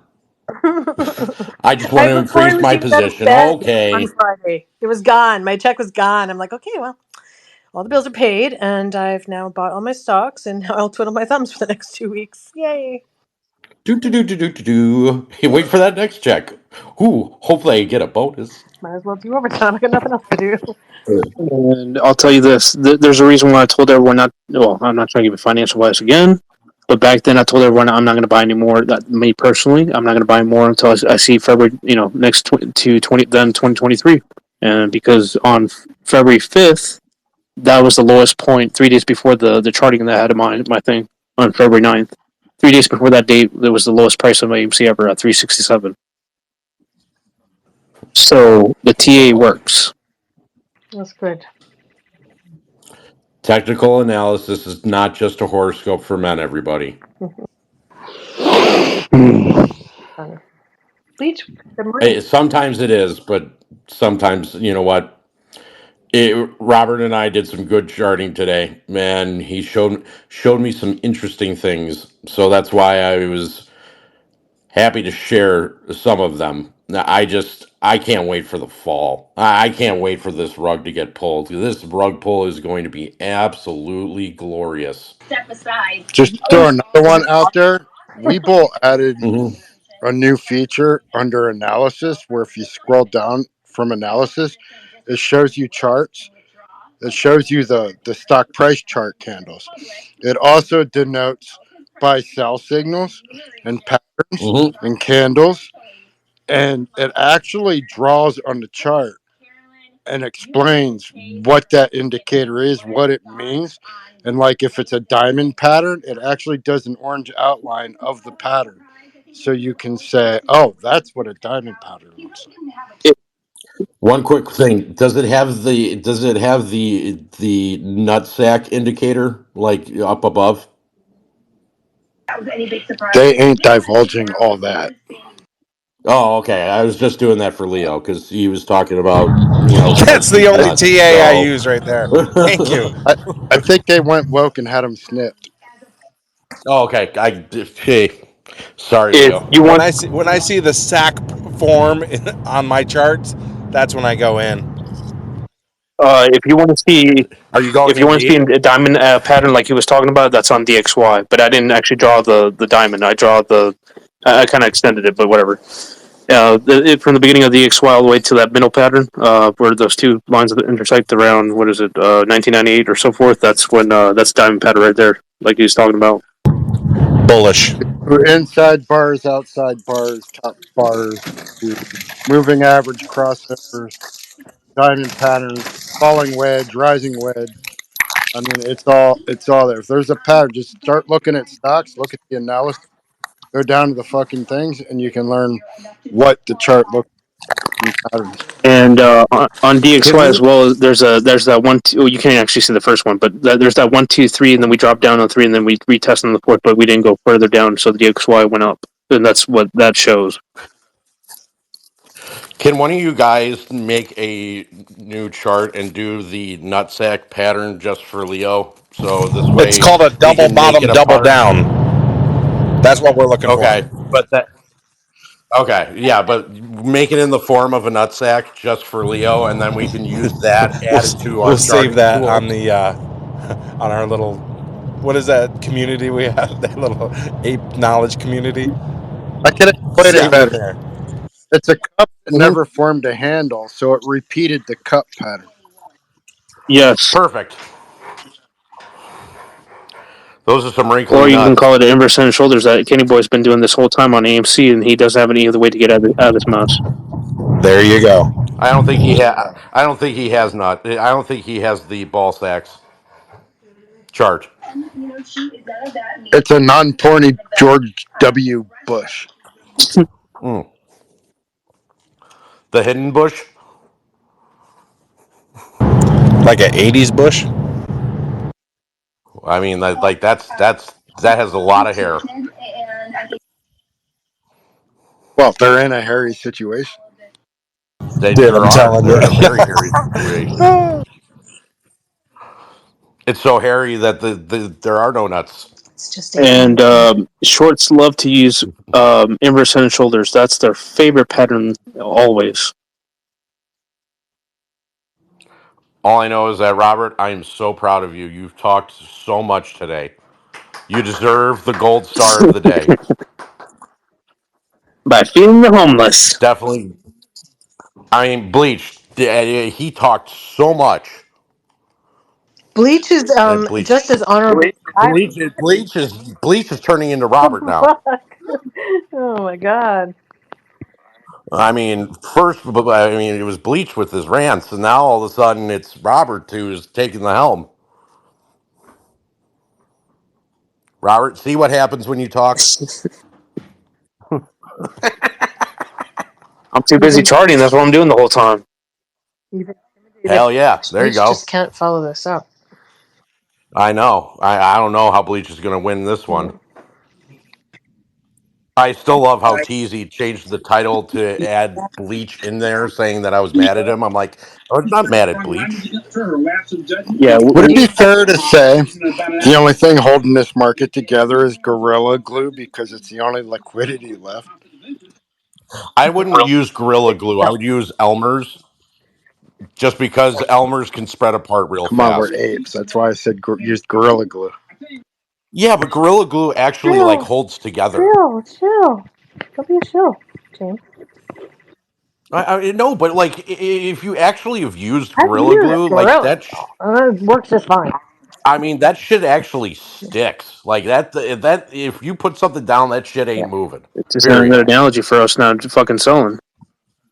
It's the hodler. Well, yeah, I wouldn't use that for the rest of the market. Like Elmer's is something that I would use, or the dollar store glue. Oh wait, there's no more dollar store. Well, there is. It'll come back. Well, I don't think, and I think it'll come back, but it'll come up as like one of those like Halloween costume pop ups that only happen for like They're a not month or all two. That would be clothing. funny if Five Below Mhm. bought the dollar store chain. That would be absolutely hilarious. If who did? Five and What's below. five and below? It's literally everything is $5 and Oh, I below. see. Okay. And dollar store is no longer a dollar anyway. No, it's $1.25. But still, I have a feeling there's going to be a lot of stores that are just going to be becoming pop ups. You know what's cheaper than the stuff in the dollar store? What's that? Salvation Army. Dollar store stock. Ooh, that's a good one. Zing, zing. Hold on. This is my favorite name to say. Surrey. $5 for a blow, and I was going, where? What? Wow, I'm gonna wow. need You are a just Google map. dirty right now. How much have you drinking so far, Surrey? Hey, what? We're not counting tonight. Okay, good. No counting. So we're already past the threshold, and your mind is already into other thoughts. Yeah, I promise I won't stay up and screw up your space for long. Speaking of the threshold, Oh, you never screw it up. I wasn't gonna say it, but fuck it, I'm Right. gonna say it anyhow. I saw an article where they are basically saying that immigrants who are jobless are so desperate for money they're whoring their wives. Wow. That was the title of the article. Not the title, but that's basically what the article was about. The page showed a bunch of guys standing along a fence, and they were like, "Why are you here?" And they were there looking for work because they're. Did the title was the title of the article horoscopes? Oh my For god, men. guys. Teasy, help us. Move this up Yeah. chest. I'm He here to can't add help to the it. conversation. These guys must be idiots because if they're gonna do something like that, they should have made it AMC shares instead of cash. You know what I mean? That's crazy. Yeah. I still love horoscopes for men. That was great. Great add on to the I'm talking a title. lot today. Oh, my favorite still was the whole Tyson plant in Iowa just collapsing, and then Oh, right wait. after it I did a collapsed, thread on that too. There's another article with the exact same picture and heading that in like 5 states, Tyson's closing plants. So what the whole yeah, thing is okay. So you close these plants, and now you put all these legitimate workers, high pay grade workers, on unemployment. Let go, right? You move all your yep, production volume to the other plants where there's high immigrant safe yeah, havens, and then you hire cheaper labor to do the same production that you were doing in a more and consolidated boost your plant. bottom line, Right. So Bidenomics. yeah, and you boost. American workers that were making better money than say an immigrant looking for a job go to dust. See you, bye, thank you, and they do it by closing the plant. But they still have the same fucking order requirements because they're contracted way in advance. What do? They move the production to the other plant, bring in more labor there at 50% discount of employment price. And you, I mean, that is just crime. That is blatant. That is, and here I have a question to go along with that, and this was what my dad asked was why are they letting so many of these migrants in, and why are they firing all these people? I was just like, well, one, for cheaper labor, and the second reason is that okay, you have the American people that basically that they're pissed off with this administration, so that's why you see a landslide in the polls now. You have all these migrants that are coming in. Who do you think is going to be able to vote for the administration that let them in? Because, and they will listen because they were let How in long does it take and to get given their like freedom. here? You can't just vote, just like you know what I mean. You have to be permanent resident. No, yeah, Oh no, the you have to have your green yeah, card, but I mean, You have to regardless of register to that, vote. yeah, regardless, you yeah. think But yeah, they're letting them in under the assumption that they're going to vote. but I mean, how long does that take? Because that seems really quick. They're speeding up that Are they? process. And if I was Trump, I would be saying to all the immigrants that came in, "Hey, you become citizens, but you have to adhere to our rules," and that's how you get the vote from the immigrants. So let me ask you this: how many?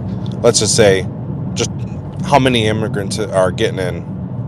Is there a number on it? Right now, the number was at 22 So million. do you think 22 million will sway the entire vote? Let's say half of them oh, actually do it. wait. If you concentrate that 22 million in your safe haven Democrat cities where you're losing the vote, you pick Or up the swing states. volume you need to win the what do you call it? The fucking the electorate college, which gives you the the cities back that decide the electoral college election. Basically, put him in safe haven swing states. Hence why giving my bad, Sue Ray, my bad. Hence why if I was Trump, I would give all the illegal immigrants status to be citizens here, and he could probably win the vote because most of them like Trump, and most of them want to stay here too. Like a more Hooray! consolidated example would be take New York City. How much Yeah. percent do you think they lost because of their performance, right? But how much do they need to make up? And if it's a safe haven city where you got, you know, 8 million people coming in, but you lost 8 million votes, you're back into that window to win New York City, which is going to carry the state. Sue Ray. Okay, y'all were talking about the meat packing stuff. Look at, I mean, if you give a shit to care, look up Cactus, Texas, the meat packing plant Mm-hmm. there. Then look up, For Tyson. then look up what year Obama cut the border patrol offices down I-40. That'll give you your path from the border. Then look up. Well, I mean, I can just give you that. Starting wage is 23 You bucks, might as well. 23 bucks an hour, and they will bus you from Amarillo, which is on I-40. Wow. So Just as they shut the border patrol offices down. Then they built. Then they brought the people in that they wanted to go to that small town. That's, I don't know, an hour, 45-minute bus ride, and you can tie it back to everything y'all were saying earlier. This I'm going to throw some this is your new inside leader. information out there about meat packaging in Tyson. I worked for National Beef. They were like the fifth biggest meat packaging producer for grocery retail when I worked there. After 2 years of working there, they 90% of their contract was Walmart.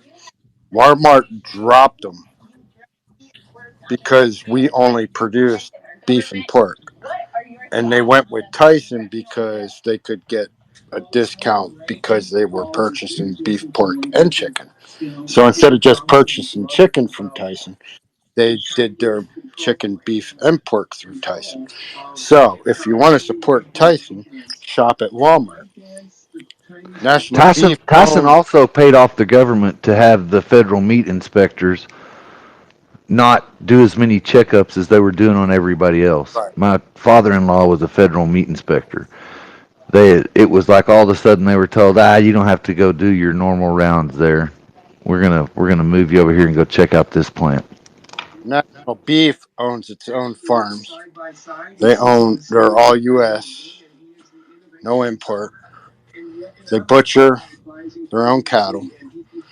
They ship their own cattle, package their own cattle. Everything's through National Beef from fucking farm to grocery store. They're contracted with Aldi's. They've always been contracted with Aldi's. When they lost the Walmart um, contract, they were able to recontract with more volume through Aldi's through more product because we used to only do their hamburger. Uh, I, as a support of American jobs, I will not no longer be buying my meat from Walmart. Go to your local And butcher. yeah, totally agree with But you. those I Sam's do that Choice too. frozen burgers are so good, though. Eh. Honestly, I've had other meats. National Beef hamburger is really quality hamburger. Um, by the percentage, I mean, to the fucking less than tenth of a percent. They test that shit every fucking 15 minutes, and they bring in their own meat and literally like butcher blocks, meatless butcher blocks that they grind themselves, add their own fat, test it until they get the fat content right to meet the percent. It's very strict. Their USDA guys that are there are very on point. Their quality control is on point to a fault. They were a pain in the ass. They were And you probably said worse you than the can USDA guy. you But can get that at Aldi's. You said.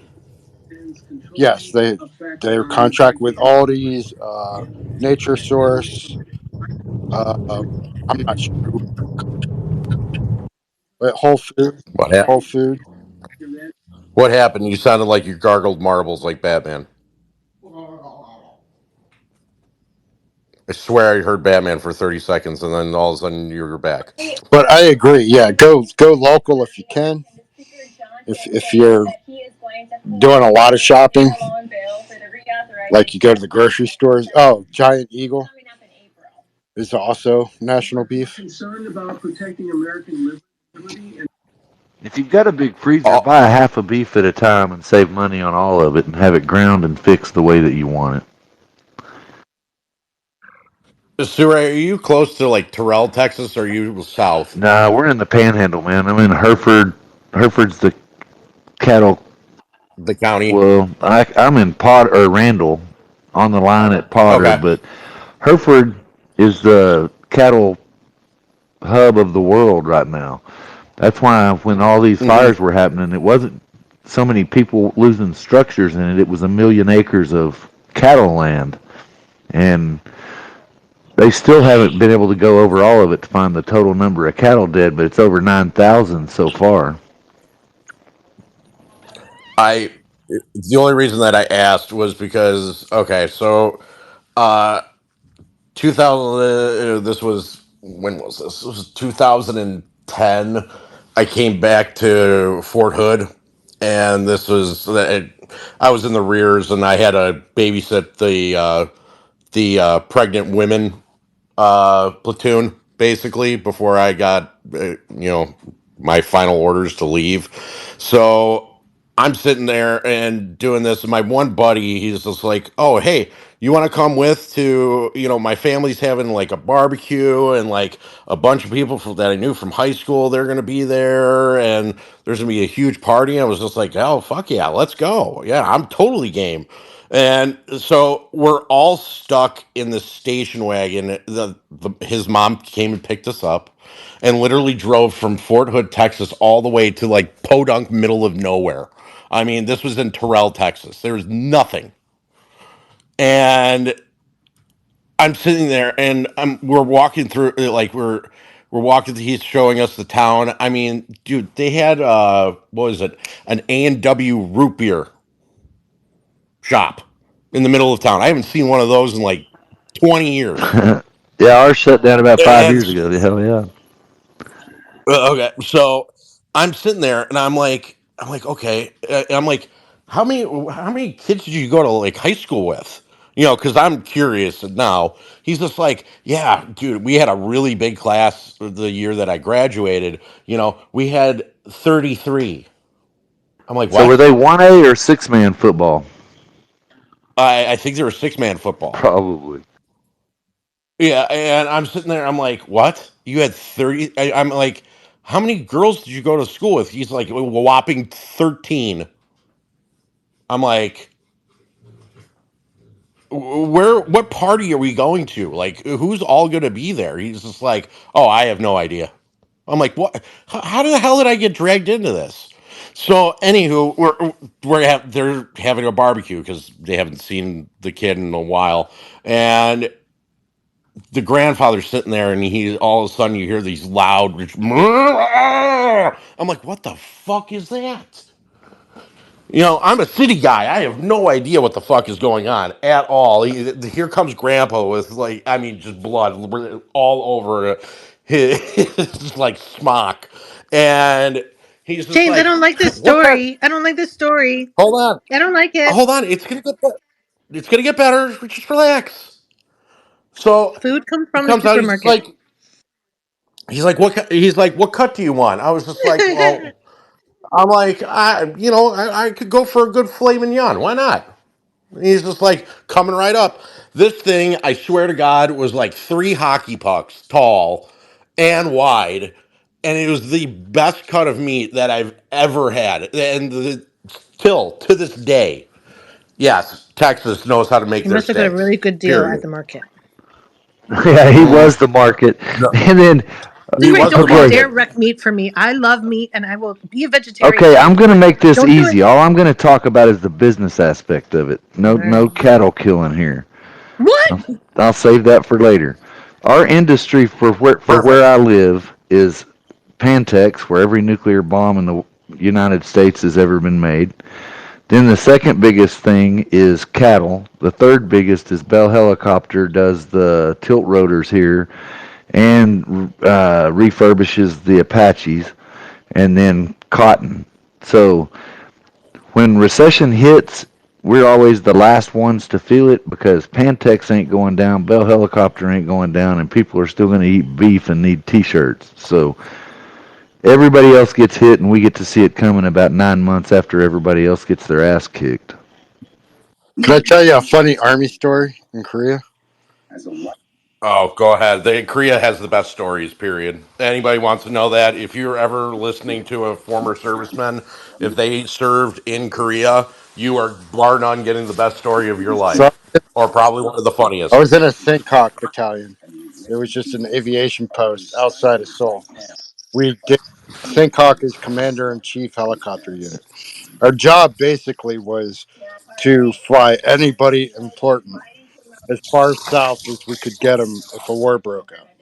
So it was all Black Hawks and Chinooks and stuff like that. Well, I was the maintenance shop for the helicopters would and for all the vehicles would go down to do parts pickup, which was, believe it or not, it was about 30 miles and it took about 2.5 hours because of the way they drive in their traffic. And they'd go pick up all the ordered parts for the 5 companies. So there was headquarters, and each company had their Humvees and stuff like that. But you also had the aviation side where you had all the Black Hawks, Sinkhawks, and stuff like that. Well, apparently one of the Black Hawk maintenance guys had ordered rotor props. So when they went down to do parts pickup, they said, "Your rotor props, are you taking them with you?" And they were like, "Well, yeah, I guess we're here to pick up everything." Mind you, they had a Humvee. They The strapped Humvee. they strapped the helicopter rotor props to the top of the fucking Humvee. 30 miles on the highway on bumpy roads. By the time they got them back to base, the fucking first sergeant ran out of the headquarters building, watching them drive down the fucking main strip, yelling and screaming, "What the fuck are you jackass?" It took them 3 months to repair the fucking helicopter. And then they didn't Oh my come back. god. Wow. That's awesome. So, okay. I did I did drill and benning, and I did AIT. I did I went to Bragg for AIT, then I was back at Benning, and when I met my my airborne sergeant, when we were or jump master, we basically he drove. It looked like this piece of shit, a Zuzu pup. I mean, it looked nice, but I mean, a Zuzu Pup, it's this small little truck. I mean, it literally a boxcar truck. It's pointless. There is nothing special about this thing whatsoever. Well, and when you turned on the ignition, as soon as you turn it on, all of a sudden you hear this ring, ring, ring, ring. I mean, it doesn't sound threatening in any which way. I mean, a cat purring sounds more threatening than this car. And all of a sudden, we had to drive somewhere and we had to go pick something up. And we're driving. All of a sudden, this Corvette, beautiful. What was this? A 2005 or 2007, maybe. It had the suicide doors on it. This thing was absolutely gorgeous.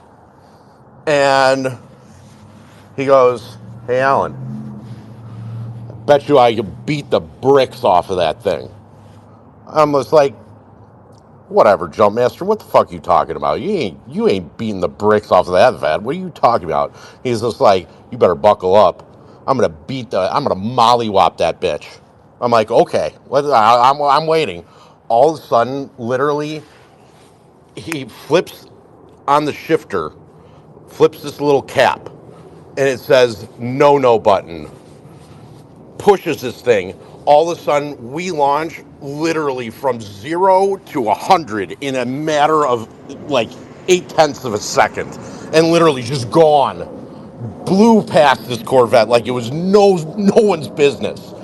And he opens up the hood after we get to the supply office, and you're literally he's it's an L6 engine. It's totally modded. He's got NOS. It's intercooled.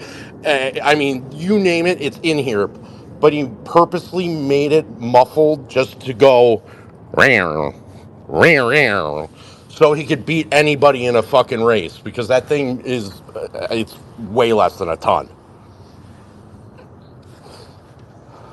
I hate to think how much they would cost for all those mods. Hate to think on an Isuzu pup. If you don't know what I'm looking at, just literally type in Isuzu pup. Thing is a turd with 4 wheels for a truck. But yeah, for some odd reason, I don't know why, but anybody that's served in Korea or anybody, everyone that I've ever met, you guys have the most ridiculous stories of anybody from any post. I don't know I got why. another one that got a pilot grounded for 3 months, which, if you know about fucking helicopter pilots, they have to have their hours in annually to. You mean the warrant officer? Huh? Uh, Isn't he a warrant? Aren't they warrant officers? Most of them. lieutenants and above.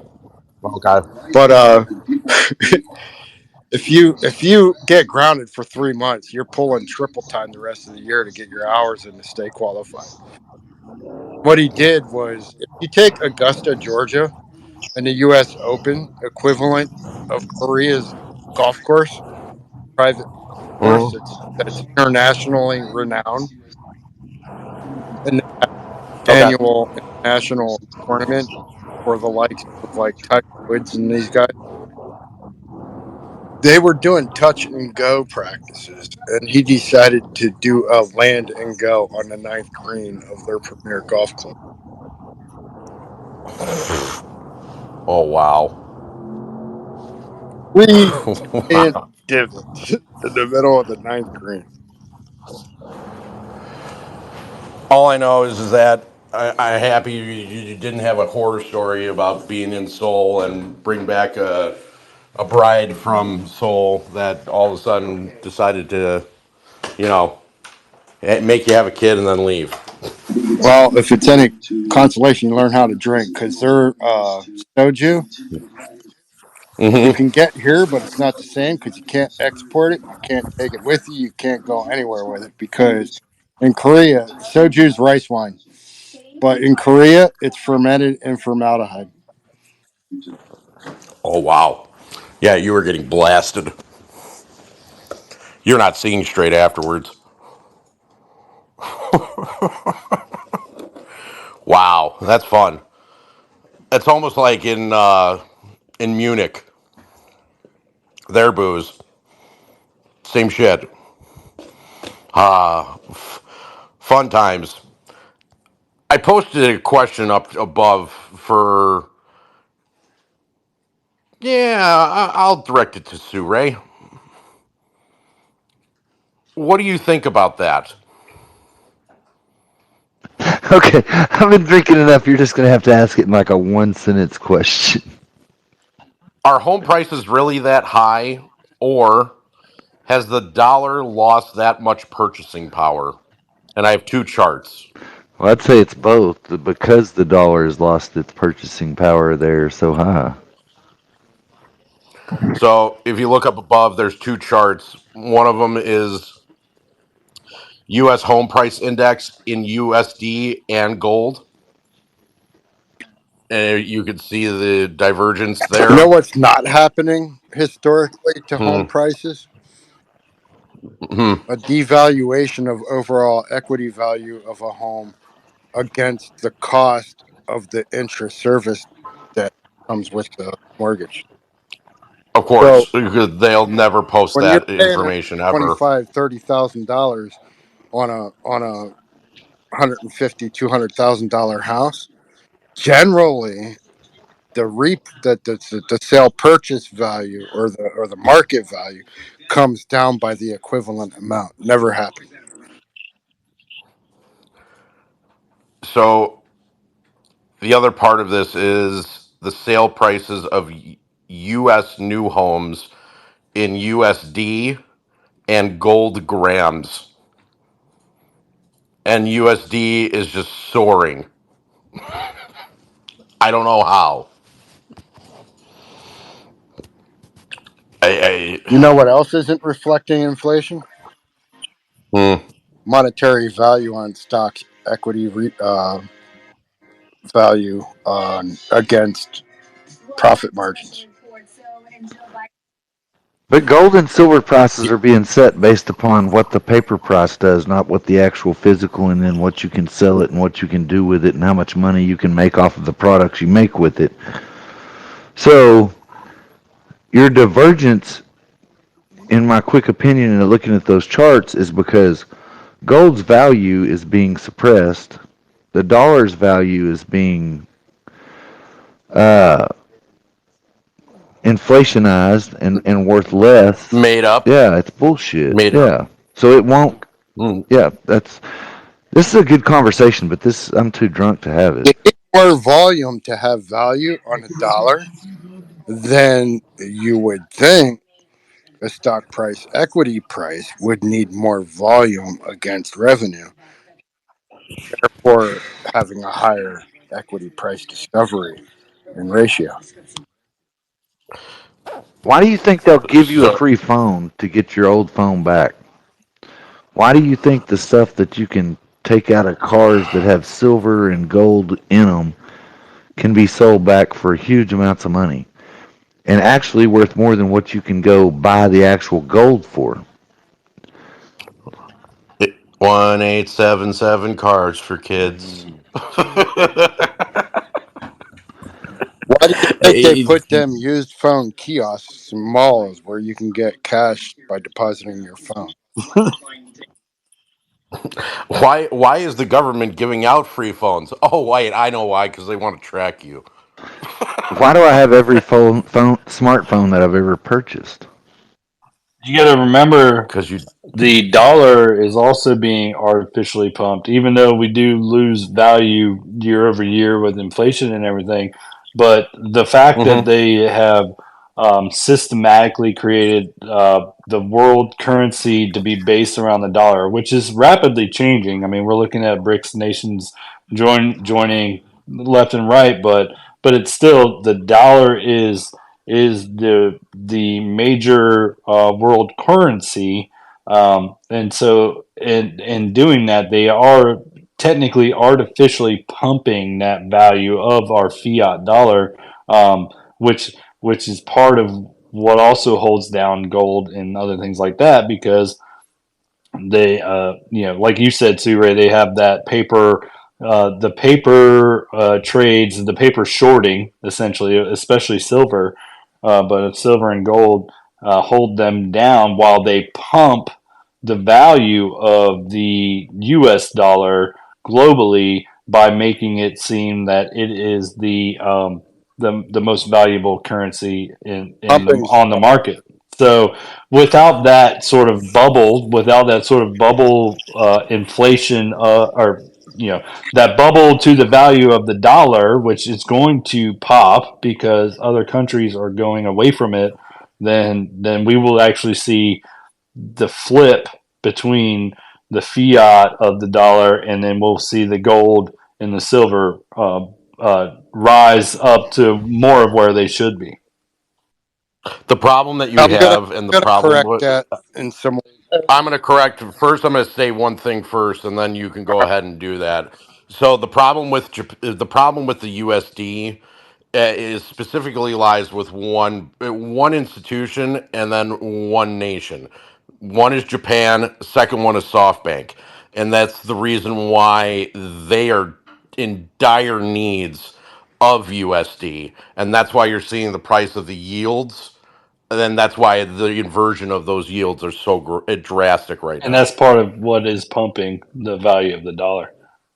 Pumping's the wrong Hmm. word. It's just Yes. backstopping the value of the dollar and the ratio spread of other currencies. Well, no, but Economic. it is pumping, Matt, because you're using the essentially the liability that Japan has, where they need the dollar to be high.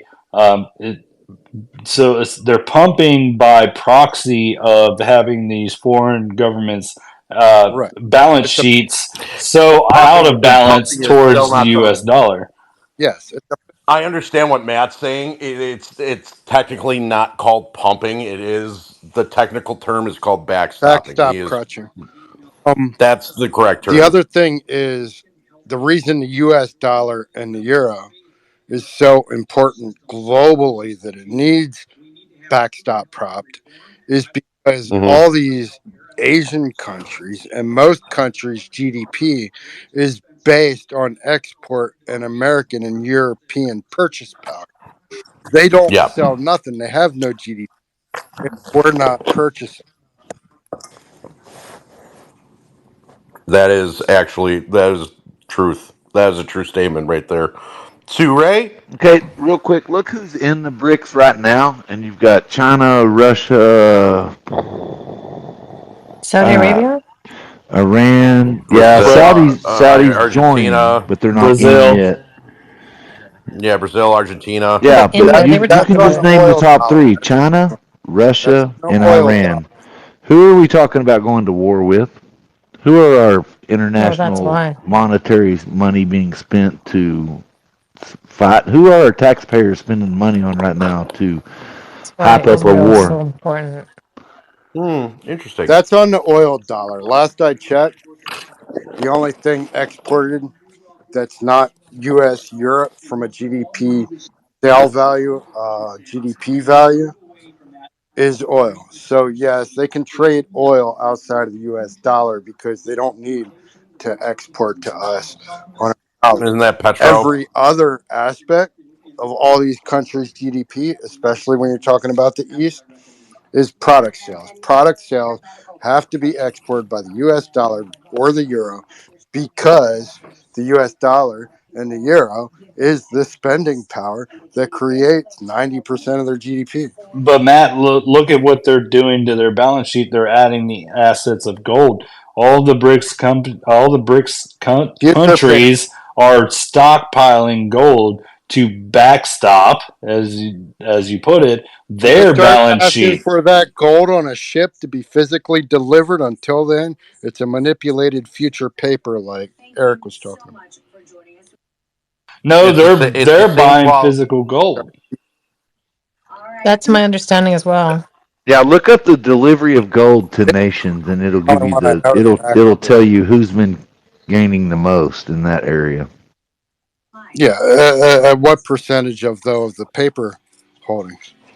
Yeah, but by us No, holding the paper, no, it's all physical that they're having right, delivered. exactly. It wouldn't The make whole sense for point them is to they're be buying buying it paper. cheap. They're buying it cheap because we're suppressing the price here Exactly. We're in our giving stock them market. that opportunity. Fuck yeah. You mean we're giving them spray painted rocks in No, they're getting cans? real gold. They're getting real gold at Oh, ridiculous low prices, and that's not going to stay that way. And if they're the ones buying all of it, they've got the money to back their system better than ours when it fucking crashes. You know why they're buying it cheap? I would like to learn. Because we Because traded on the stock market. you know how expensive it is to ship physical gold. You have to get it cheap Mm. to make it worth getting delivery on. Okay, that part's true, but look at how much gold that we held for Germany, for West Germany after World War II, because they didn't want to take the risk of being invaded by Russia, which had East Germany, and then coming in and taking it. So we held that. They've started asking for it back because they want to back their euro with that. So even the countries that aren't going with the BRICS are asking for their delivery of something that's being held, and a lot of it was held in the United States because we were the country that was on a different continent that wasn't going to be in a war with Russia or East Germany invading, so everybody sent it here to store it. Now then, they've owned it since it was worth what, $90 an ounce? and they're going to pay to get it shipped back. Seems like a well placed shipment to me. Well, and also that Talk about we're hundred. not the only custodian either. There's you got to look at the other country. Like there's other gold custodian countries, so they don't actually have to ship it. If they keep it in what's the one in Europe, But Switzerland. put it in They can perspective. keep it in Ninety Switzerland. They can keep it in Belgium. $90 an ounce at 6 decades of inflationary value doesn't really make that profitable. That's a good point.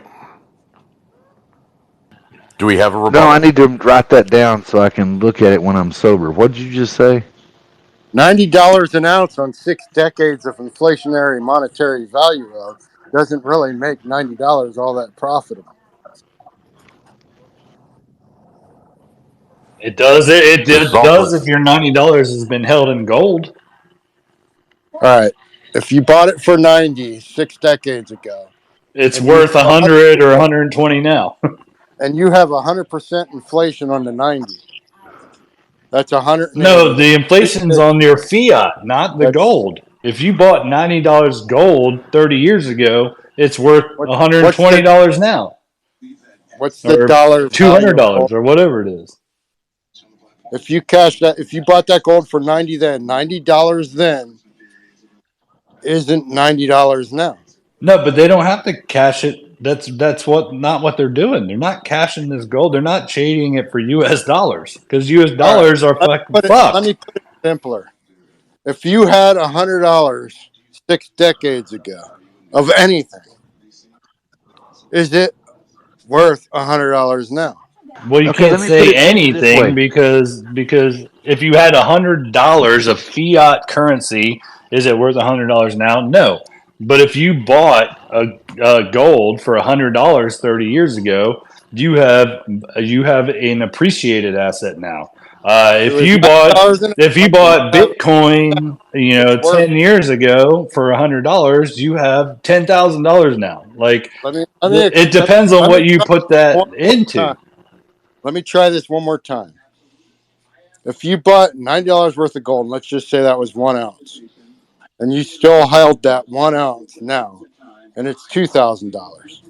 $2,000 on 6 decades of inflation is not worth as much as $90 was worth when you bought that ounce.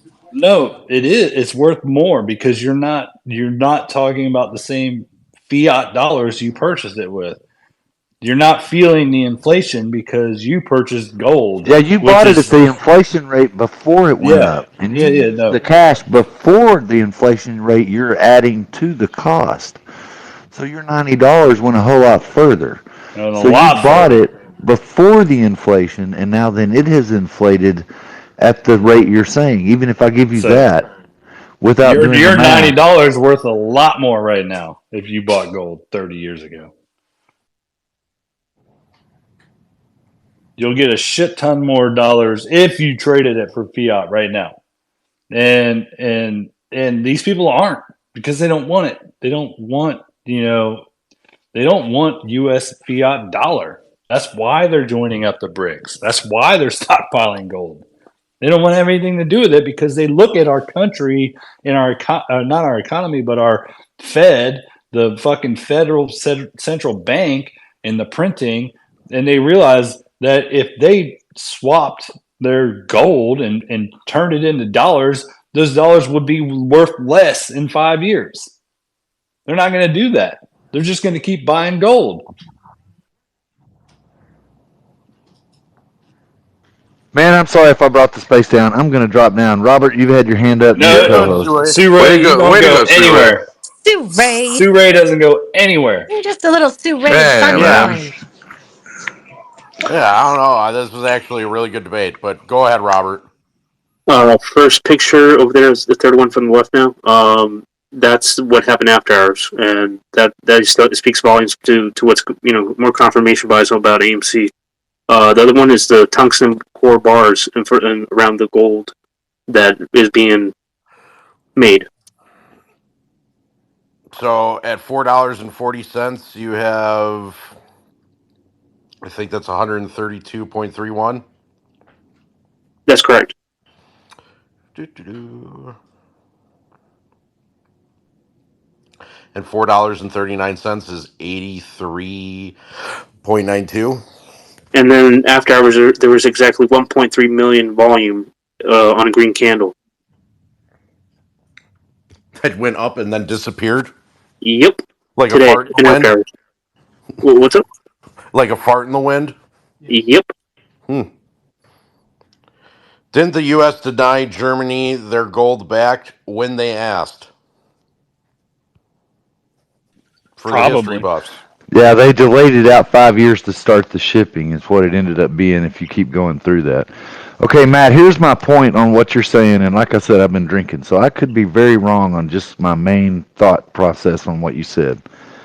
If I had $90 6 decades ago, and I did not do nothing with that except keep $90, your inflation rate applies to that $90. But if I bought that $90 in straight up gold and have that and held it, and you said it was worth 2,000, you're right on your dollar amount and what the inflation's done to it. It just doesn't apply when you've spent that same 90 at that value to what gold is worth now if I kept the same dollar versus spending it on gold then. And that You're basically putting it into appreciation value. true. A $20 gold piece would buy you the best suit you could buy in New York back in 1880. A $20 gold Yeah. piece today will still buy you the best suit that they can make you in Armani or wherever. It has not lost its value like the depreciation on the dollar. Well, the same weight of the gold you bought for $20 today would buy that for you. So if it was, if you bought a, just for example, if 60 years ago you bought a $20 and you got an ounce, I'm not saying that's what it was, but I'm just saying as an example, then that same ounce today would buy you the same suit, although now it's It'll $2,000. buy you product, but as a cash out monetary value, go up to the nest. If, Yeah, that was my question was is that okay, why didn't it go? considering that hold real quick because I want to ask this question because of the depreciation because of the manipulation that is in gold right now currently and all the shit that they've been trying to pull, wouldn't that actually bring the actual value down? I'm gonna explain it real quick. Look up in the nest. I just did the math, and I only did 4 decades. And if you figure it takes a decade for monetary value, inflationary double, right? Now we doubled in 3 years since COVID. Okay. 6, 7 years in the decade before, in the last doubling. eight Okay. years, a decade before that. 10 years, 3 decades ago. So if you take the Okay. value of the monetary value of the monetary value, and you figure inflation has a devaluation that you need twice the supply to create equal value. Gold on 4 decades from $90 would have to be worth $2,880 on just 4 decades from World War II to have an equivalent monetary value to what you paid for Matt, explain the stuff down below because that I think that will give you a better argument point. it. Explain the stuff down below. Yeah, well, Oh, I got you you. have yeah. So if you paid 90, 1 decade later, right, in order to have the same monetary value, you need it to be worth twice as much because the devaluation of 2x inflation on a decade. So now that same 1 ounce would have to be worth $180 for you to have equivalent value. You're Now, thinking that's opposite thinking. if you No, double that on the second that decade, $90 purchase is worth more. It's worth the thousand something more than Yeah, the On four dollars. you decades, didn't it would keep have 90 to have bucks. We all you know the you'd dollar's have to going to be able to crash. cash that out for $2,880 4 decades after you paid 90 for it, and that's considering what it takes 10 years to Well, actually where replace are you yourself. keeping your money then that's devaluing like I don't disagree with. I agree with your money side argument on this. What are you buying now that's going to match what you're saying gold loses? Because you can't go to a store and buy anything with fucking gold. You got to Actually, you transfer it over. can. Texas and 3 other states have Right. passed it, and And there's what are they other going to states. give you? What are they going to give you? They're going to give I'm you the going to get my monetary meat. value. I'm going to get my eggs. I'm going to get You're my going to buy. food. Yeah, but You're going to I'm that going buy to get two my thousand that dollars guns. worth of stuff because that's what gold's value is. I, but that's what we're talking. He what Matt's that's for 3 states. Where let's if you were to take that across the entire country, I think that's where Matt's more so heading. Well, It's not just even if you consider the devalue, like you're saying that fiat has devalued so much that and that gold has also been manipulated down that it is not rising it's at the not same it's rate not yeah, as the it is not dollar. inflationary rated but against the dollar and the product But purchase. the thing is They can say if you can you if buy the same amount of eggs with $100 worth of gold as you could 2 years ago? you can buy more, that's what we're saying. You why the eggs are more expensive. Yeah, but if the value of the dollar has gone up so much, or has gone down so much less than the value of the gold, I mean, why would gold be valuable? The The, value of the gold has not gone down into a the ratio less than the dollar. all right. Try this again. I'm so confused. If you had $2,000 an ounce right now, right, and you took that ounce of gold to buy product that cost you twice as much as it did last year, right, and now 10 years from now it costs 2 times as much for the product that you want to buy with that ounce of gold, but the ounce of gold monetary trade value for product only went up 30%. Gold went up 30% and fiat went down. So Now that's where I'm the You're volume, missing the volume, point in regards not to the value, product. volume. You need more dollars Your than purchase than the power gold's has going to dropped give you. with fiat, and it's increased with gold. Is that what you're saying? Yes, Yeah, but the value of the dollar like what decreased. Sue Ray said was that you're still going to be matching when you if you cash out your gold and say I want to buy a suit, you're still getting the same suit. You might actually be getting a little bit more. You might actually be getting a pair of shoes too, or whatever. Uh, that's what we're saying is that even $1,000 though it's become more dollars of fiat cash currency, yes, but it is still if a suit, relevant to the if product that you a are saying suit, you want to buy for. if the same suit cost you $500 a year ago, and it costs you $1,000 now, and your $500 in gold is only worth seven Matt, hundred fifty now. the thing is when you swap out your gold and you want to get into the market to buy something, you're not doing it a year later.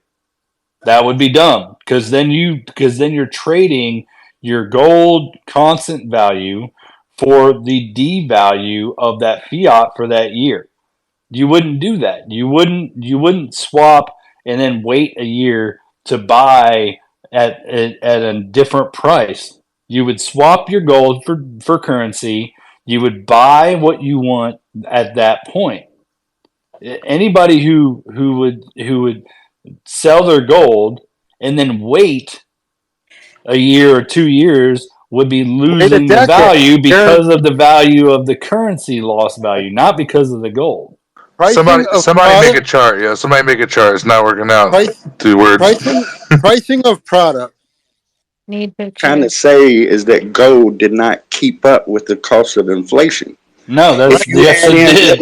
It was let's better. It was better than the cost of inflation. well, that I mean, that's his Well, premise. actually, it Whether wasn't. it really did or not, I don't know.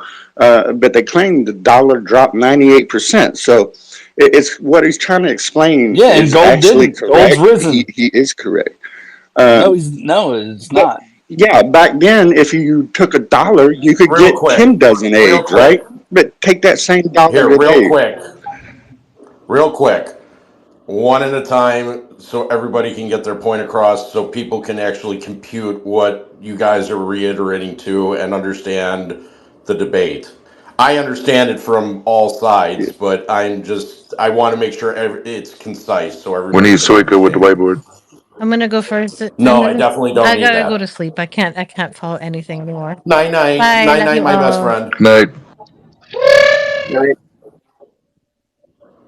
Was that an elephant? The idea is that the value of the gold has either stayed in a somewhat constant or it has also gone up. The value of the dollar has only gone down. So if you kept your money in the gold for 40 years or whatever amount of time you want to talk about, the minute you sell the gold for dollars, you are going to have that the value of that in your dollars. You don't want to sell your gold and then sit on those dollars for a year or 2 years or 5 years or 10 years because then you are going to inflect that inflation onto your dollars. You wouldn't have that inflation if you kept it in the gold. That is the point. So but here, but I understand it from their side of it and what they're trying to say as well. And they're not, I don't think that the factor is coming in about the actual prices of the goods and services to reflect off of the gold. Because the price of goods and services has gone up, which would be also taking, They've if you gone trade up, but in it's that same less amount. than the price of the value of gold has gone up. Okay, so what you're saying is that even with prices still rising, the price of gold, the value of gold is still It's going a up. constant. It is literally Okay, a constant. Which is all what right. Sue Ray So that there, was Sue Ray's whole point when saying if you if you bought in 1900 if you bought a suit for a $20 piece of gold, when we'll call it an ounce, I don't know what it was, but we'll just say an ounce of gold bought you a nice suit in 1900. Well, today an ounce of gold at $2,000 is going to buy you a nice suit and probably a pair of shoes. That's the we constant. hope. That's the constant. Now, if you had a dollar or if you had $20 in 1900 and bought that same suit Doll hairs. of the fiat dollar, and you held on to your fiat dollar since 1900 until today, you could not take that 20 fiat dollars and buy a nice suit. You wouldn't even come close. You'd only have 20 fucking bucks. Let me show you something. Go back up to the chart. I got a gold chart.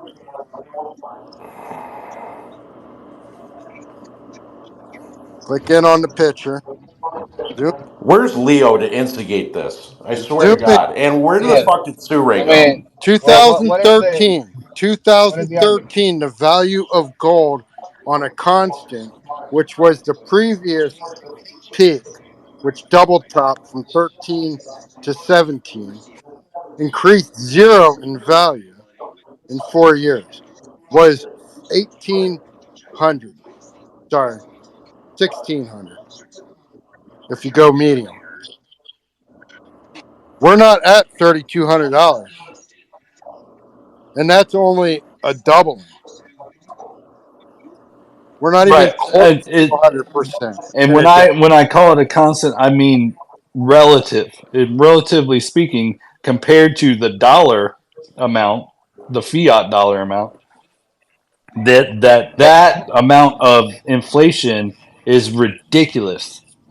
So the gold price looks almost like an even constant when you relate it to the inflationary impact of the fiat Right. dollar. Because the fact of the matter is, from 2012 to 2016, you could get more suits with your $1,600 gold price than you can now at a $3,200 product trade valuation. Right, and there will be So dips and ebbs and flows in gold pricing, and as we mentioned a little earlier, there is manipulation in that price, but you cannot manipulate gold nearly as volatile as you can something like the fiat dollar because gold is that constant. It is that demandable, worthy value that people across the fucking globe value it at. So even if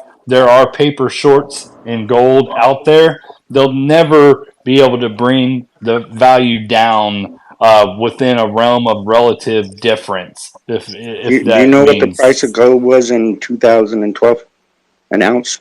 I do. $360. so up above, can you guys go and look up above? Thank you, 3.8 million big wheel. Here you go. Gold, the spot gold chart. Cornelius, you're both right. You hedged against inflation, but what Matt is saying that inflation outran that hedge, and that In a token very in a he's very kind of right, short but it's in a kind of close. very short like snapshot window. Yes, there could be a sort of arbitrage chance if someone were to have sold their gold holdings, bought U.S. dollars. They could have arbitraged that in a very short, a year or two, maybe a couple years amount of time. But when you're talking about over the span of, like I said, the 150 years, gold Can, remains that constant. can I tell you why? Yeah, because of things like spoofing, because of No, why are they doing it? meddling Why in the are they markets, paying because of fines? paper trading. No, why? Because they naked sold gold Exactly, as a that's what I'm saying. backstop Yeah, against funds, and they can't afford to deliver, find, buy, and deliver that physical gold that they don't have. London, Chicago, and I think New York do not have gold enough to deliver all the naked gold that they sold in paper swap collateral. So they can't let the price run up. That's why they're paying fines, manipulating to keep the price down. That's why the Fed's letting them. Well, it's simple. When you print double the money, you just brought down the price of money two times, right? But if you took gold and you double gold, you increase. Printing money is not actually an asset in that sense. Money is a debt. it's a liability, right?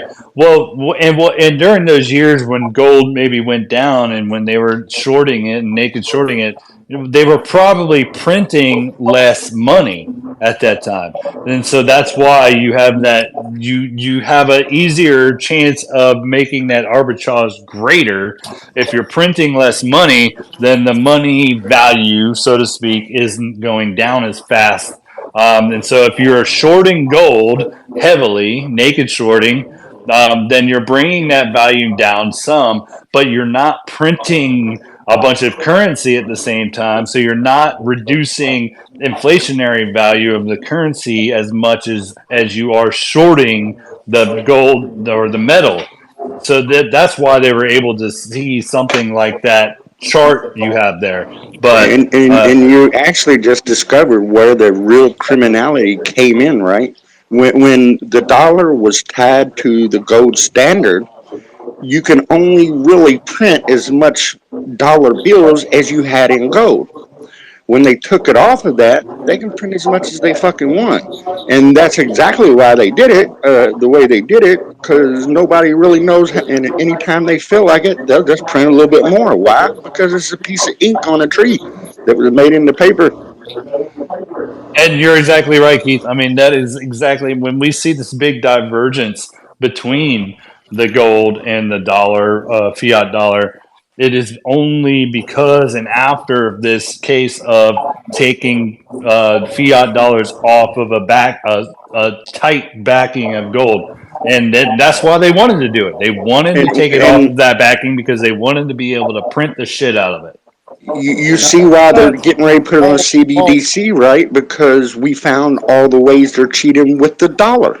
So now not they only can't cheat it anymore, really. So now they have to change what they're the way they're stealing from us because we caught them in every way they're doing it. So they now they That's really easy. got to That's have it. easy for them to do. I'll Yep. correct and That's say easy for that them to I do. won't say that gold will not realize its equatable product value, but I don't know how it can because that price would have to be so fucking high that they wouldn't be able to companies would not be able to produce anything that has gold in it, nor would anybody be able to afford to buy anything that has gold in it because that price discovery would have to be so much higher than it I, is right now to realize that product equity value against the product cost.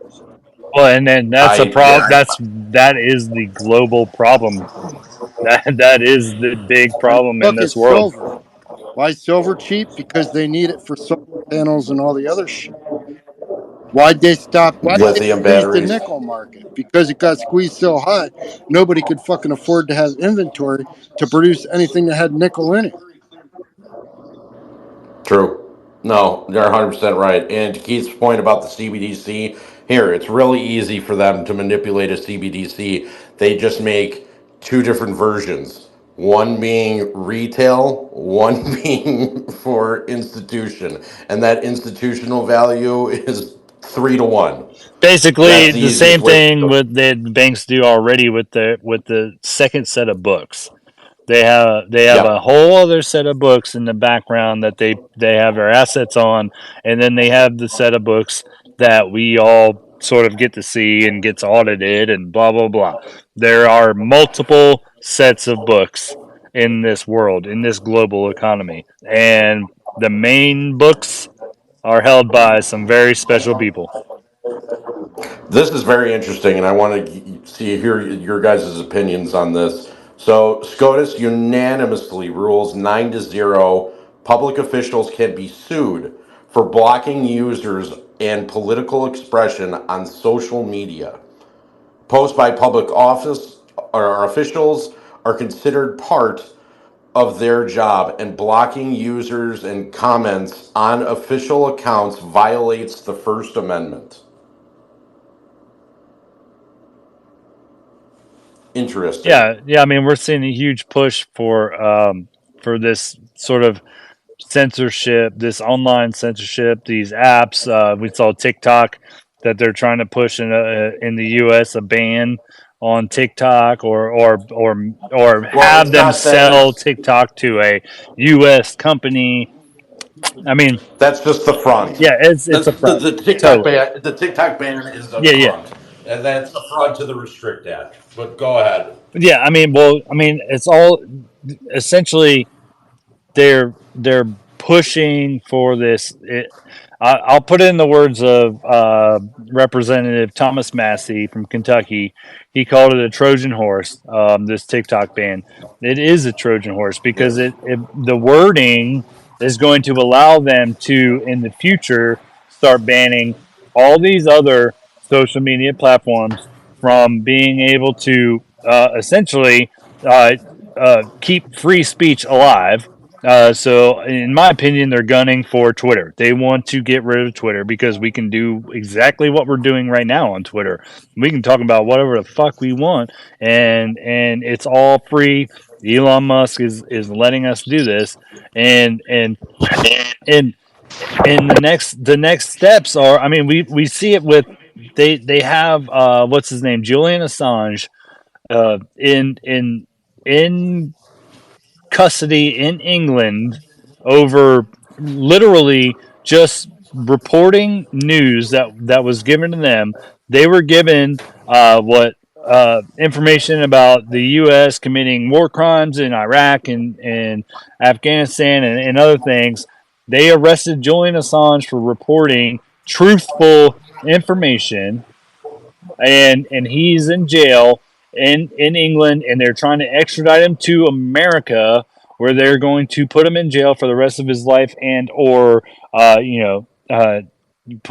kill him for capital punishment. And that's what they want to do. They want to stifle the information. They want to get rid of the free and spreading of information, the free speech. They want to get rid of all of this stuff because because people find out what they're doing. We're Do me a favor. Do me a favor, buddy. You need to go read.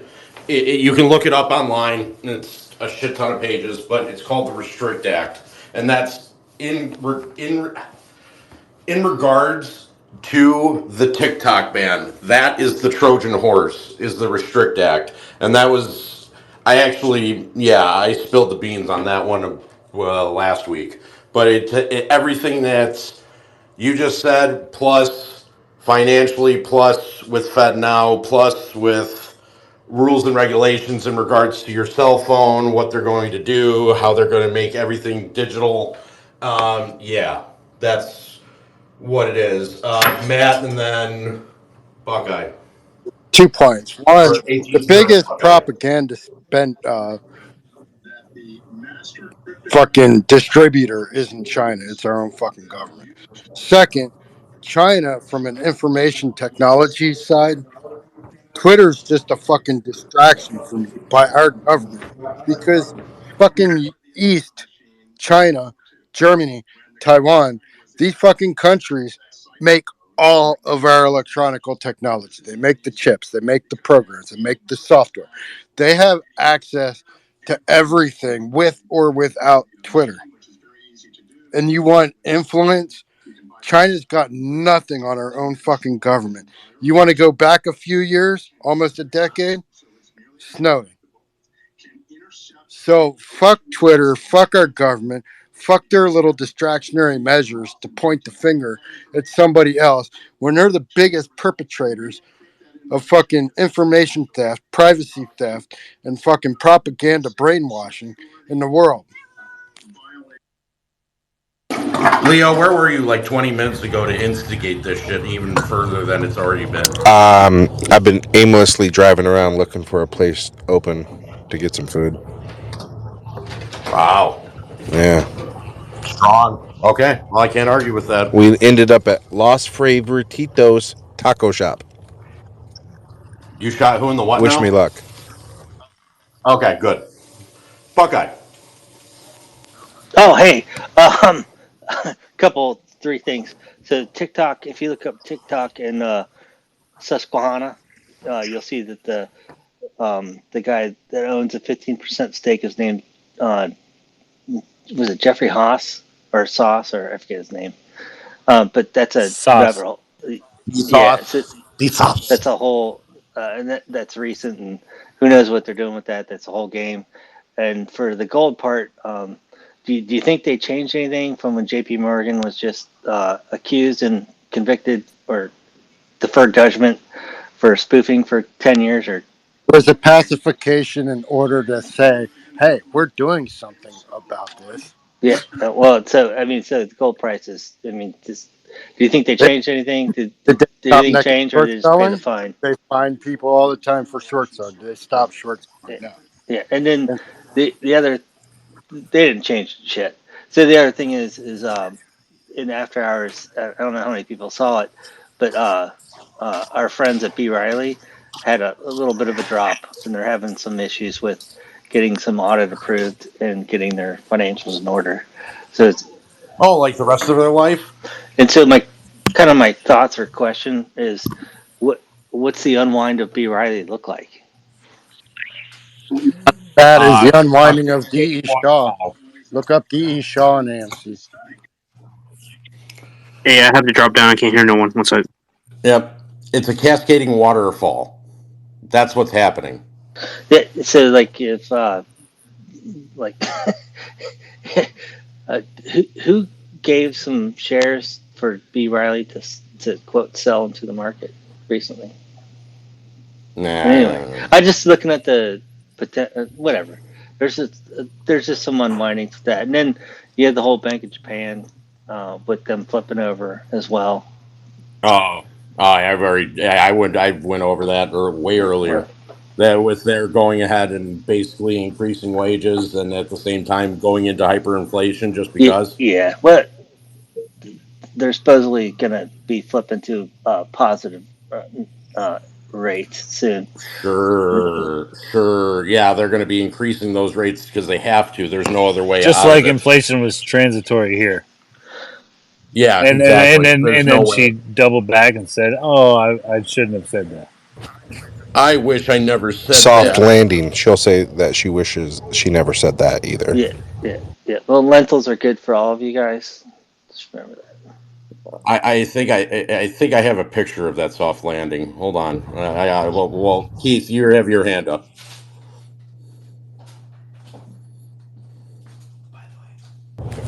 Keith. I'm trying to come in.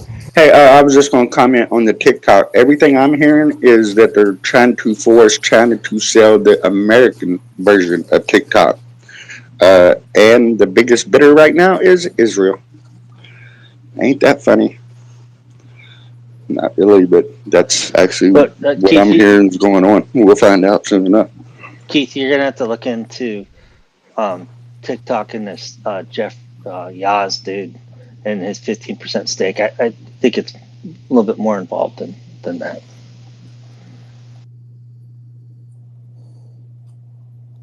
Look Yeah, up that's what I say. just We'll have to wait and see whose Google hands it ends up Susquehanna in. and TikTok, and you'll see. I posted up above. This is very important for everybody, just because it is. A live picture of the soft landing that they're trying to do.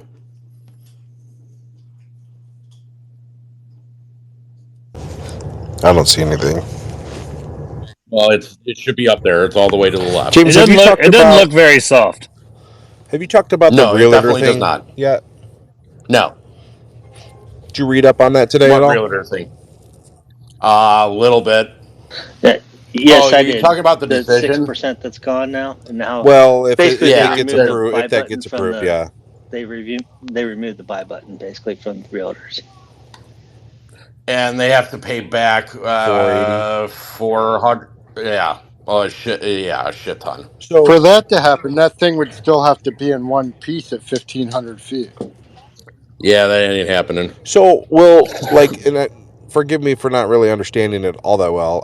I've read up on it a little bit with some of the news that came out of, but are they just gonna now like come up with some other new cap, or are they just gonna kind of let realtors have like a flat fee that they can choose? I don't think you What the can hell are give they them a gonna do? choice of a flat fee. It probably maxed it out at maybe like 3%. Maybe. I mean, I mean, you can't give them a fluctuating like it fixed it was way. getting pretty freaking ridiculous, the amount of commission that they would make for that transaction, for that one single transaction. It's insane at 6%. 6% is a lot. Yeah, I do agree with that. Considering that your lenders are capped at 3% front and 3% back, I think that's yeah. I don't think I also think the lenders commission should be Oh yeah, written. I mean, there written down as there's a lot well. of cleanup that they could do, because it is absurd how much it costs to purchase a home. Yeah, they don't really talk about the lenders. They're just trying to get rid of that 6% fee Right? Yeah, from the buyers that and Yeah, whole thing is sellers. just the. but the lenders here. Let me Well, tell you, there's a reason for the lenders part. not really. To be honest with you, I've worked in back offices. I've I was an underwriter for Rocket Mortgage. I was an underwriter for fucking Chase, and I was an underwriter for Capital One. I can tell you right now, this is what every lender does. They will charge up to 2.875 up in the front. That's on every single loan. Every single loan, they're always going to price in 2.875. It doesn't matter how they price it in. It's either you're buying points, having to bring more money to the table, but that's what you see. What you don't see is the 3% that's in the back. And the 3% that's in the back is when they go ahead, take your servicing rights, go ahead and sell that 3% charge over to whatever servicer it's going to be. They get paid a total of 5.875 pretty much for every single purchase that you're looking Yeah, at. and that's what I meant. They're not. They don't talk about that part. They talk about just. Of course They just talk not. about the commission for the Let's buyer and the take Well, seller. away the little that's guy. all part of the swaps.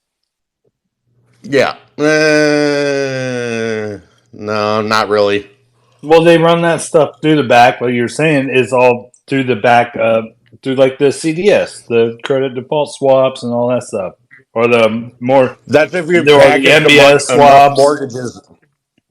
You have to package in those credit default swaps a basket of 150, 200 mortgages.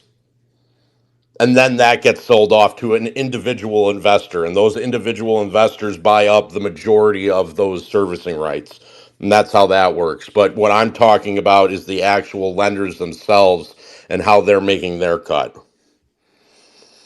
Go ahead, Matt. The fact of the matter is, it rolls up the pyramid. Everybody on the way to the top of that pyramid takes their cut, whether it's a mortgage, equity Correct. swap, whatever. It gets to the top of the pyramid, it gets wrapped in a fucking bond. The bond gets Yep. sold off or traded off, issued as currency to for imports to other countries. Countries take Hmm. that bond in lieu of US dollars because they don't want to do a conversion transaction to their own currency, inflating the amount of currency they have in existence. So they take the bond. Then they collateralize that bond with a gold contract where they have Yep. future delivery of right to X amount of gold. So if you take all the debt that you add up, all that derivative value, all them option values, all of it, mortgage values, contract values, right? You wrap them all up in bonds. You export 60, 70% of that gets collateralized with gold. How do you figure that they didn't short sell that gold as a collateral swap for import? That's a good way to look at it because that's true. That is true. Hey, Wow, I never even thought about that one. check. Now add to that, gold goes up, right, to a relative value that's supposed to equate as an inflationary hedge against inflationary dollar value, right? You're looking at Hmm. $6,000, and that's being modest. What's going to happen You're when being gold goes conservative up? there. Goes there. These countries are already starting to. They're not there yet, but they're going to want to cash out all their fucking gold. Yeah, And what you're right happens? about that. Or they were going to want their delivery of Yeah, gold yeah, they don't have to so cash it that out. they They can, want to. They right? want to get the gold. Yeah, they'll want the gold, right? What happens when they start demanding gold in lieu of the collateralized bond contract against that future delivery? They start demanding delivery that they can't execute. You just unraveled the Yeah, biggest fucking Ponzi in human history. I got a I question. totally agree. Maybe you might know. I was watching the Hmm. video of the Great Taking, and the way this guy was explaining it was actually, I thought it was really well done. But okay, so let's go for a car, right? You go out and you purchase a car. You pay it off. You think it's yours. What this guy is saying, that if that car company that sold you that car used that car as collateral for their company, that car is actually now, because of a law change, that company can come back and take your car. Not the car company, but the car the company that lent the car company money. Dealer. And that's the same thing they're talking about as your home, and it's actually is our stock. Our stock. That's why our stock is in street name. The difference is in that what you're not factoring in is the actual title of that car, and once you pay off that car, that title is in your possession. There's no way for for anybody that owned, if you owned your house and then you have a title for it free and clear, guess what? That house is Well, yours. that's the You way still it have to pay used to be. He's taxes. saying that they changed the law That's still the recently same. to make them No, allowed to come in and take your car. And it's not just your no, car; they it's can't do that. everything you bought. So I don't know if it's No, true or not. I haven't looked at the laws. that's not true. I'll tell you right now, that's, yeah, 100% You know, false. They can't prior do that. to the 2008-9 crash, banks were writing mortgage contracts to make up these derivative swap basket contracts where there was Yes. no actual house. Yes. Yeah. You could It literally was a put my zero dog's name, asset. Beethoven. Yeah, Matt, I've underwritten some of those files. You literally could put your dog's name at 123 Happy Street, pays out X amount in commission, so on and so forth. Yes, you are 100% correct on that And one. the Fed still has most of that zero asset mortgage backed securities from then on their books because the bank who sold it to them, who the government buyed to crutch them, sure as hell don't want them back. Well, it's a There's good thing. nothing to take back, and that's the whole thing. Is 2008. It never went away.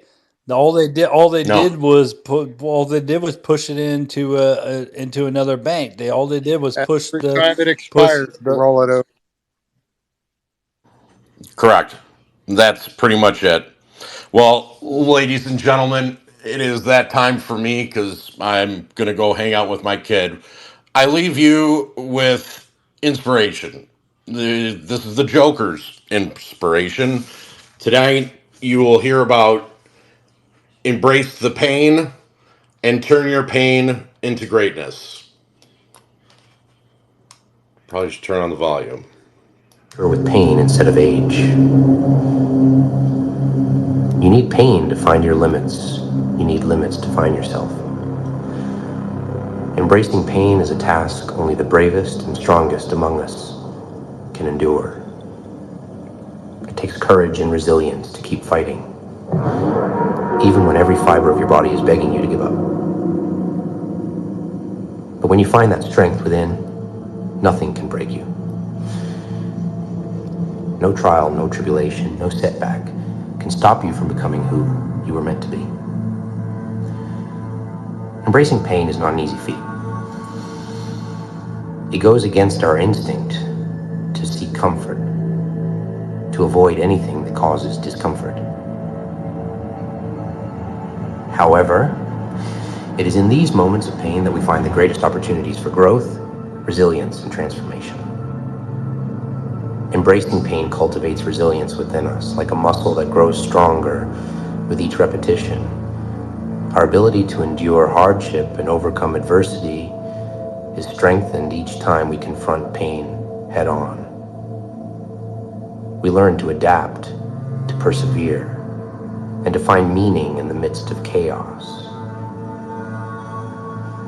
Adversity becomes not something to be feared, but rather a challenge to be embraced, an opportunity to showcase our unwavering determination and indomitable spirit. It's through these trials that we forge the resilience needed to weather life's storms and emerge on the other side, scarred but stronger, bruised but unbroken. Think about the most successful people in history, the ones who have achieved greatness against all odds. They didn't reach their pinnacle by avoiding pain. They embraced it. They faced challenges head on, pushed through their limits, and emerged stronger than ever before. Now, pain is not a sign of weakness. It is a testament to our strength. is a signal that we are pushing ourselves beyond our comfort zones, that we are daring to dream big and chase after our goals with relentless determination. Every setback, every failure, every moment of pain is an opportunity for us to learn, to adapt, and to evolve. It is through overcoming adversity that we discover our true potential and unlock the greatness that lies within each and every one of us. So I urge you, embrace the pain, embrace the challenges that come your way, knowing that they are not obstacles, but stepping stones on the path to success. Embrace the discomfort, knowing that it is temporary and that on the other side lies victory. Remember, it is not the absence of pain that defines us, but how we respond to it. So let us embrace the pain. Let us harness its power, and let us rise above it, stronger, wiser, and more determined than ever before. Most people will never understand the pain a person holds until it is finally let loose upon the world. That pain can be unimaginable. It can be tormenting, and it can even drive a person to the brink of madness. But until that pain is unleashed, people will never understand the depths of a person's anguish or the sacrifices he has made for them. A person holds back his pain, he swallows his sorrows, and takes on the burden for the sake of others. He hides his pain for the sake of those he cares about. But that pain can only be held in for so long. Unleash that pain, unleash that power you have within, and turn it into fuel, turn it into greatness, turn it into a massive force that cannot be stopped. Because the only person that can hold you back is you. We often find ourselves besieged by trials and tribulations, each one threatening to drown us in a sea of despair. Yet within the depths of our suffering lies a transformative power waiting to be unearthed and harnessed for greatness. Pain, my friend, is not merely a burden to be endured. It is a crucible through which we forge our inner strength. Every setback, every heartache, every moment of anguish is a potential catalyst for growth, a chance to rise from the ashes of adversity like a phoenix reborn. It is in our darkest moments that we discover our true resilience. Forged in the fires of adversity, we emerge not as victims, but as warriors, armed with the indomitable spirit to conquer any challenge that dares stand in our way. But how, you may ask, do we turn pain into fuel for greatness? The answer lies within, in the depths of our own resolve and determination. It is through acceptance, through embracing our struggles as opportunities for growth, that we unlock our full potential. Instead of allowing pain to consume us, let us harness its energy to propel us forward. Let every setback be a stepping stone, every obstacle a chance to prove our mettle. For it is not the absence of pain that defines us, but our response to it. So my friend, I urge you to embrace your pain, to channel it into something extraordinary. Let it be the driving force behind your ambition, the fire that ignites your passion. And remember, in the face of adversity, you are not alone. Together, we can turn pain into power and greatness into reality. You guys have a wonderful weekend. Be safe, have fun, but be safe most of all. I will talk to you all soon.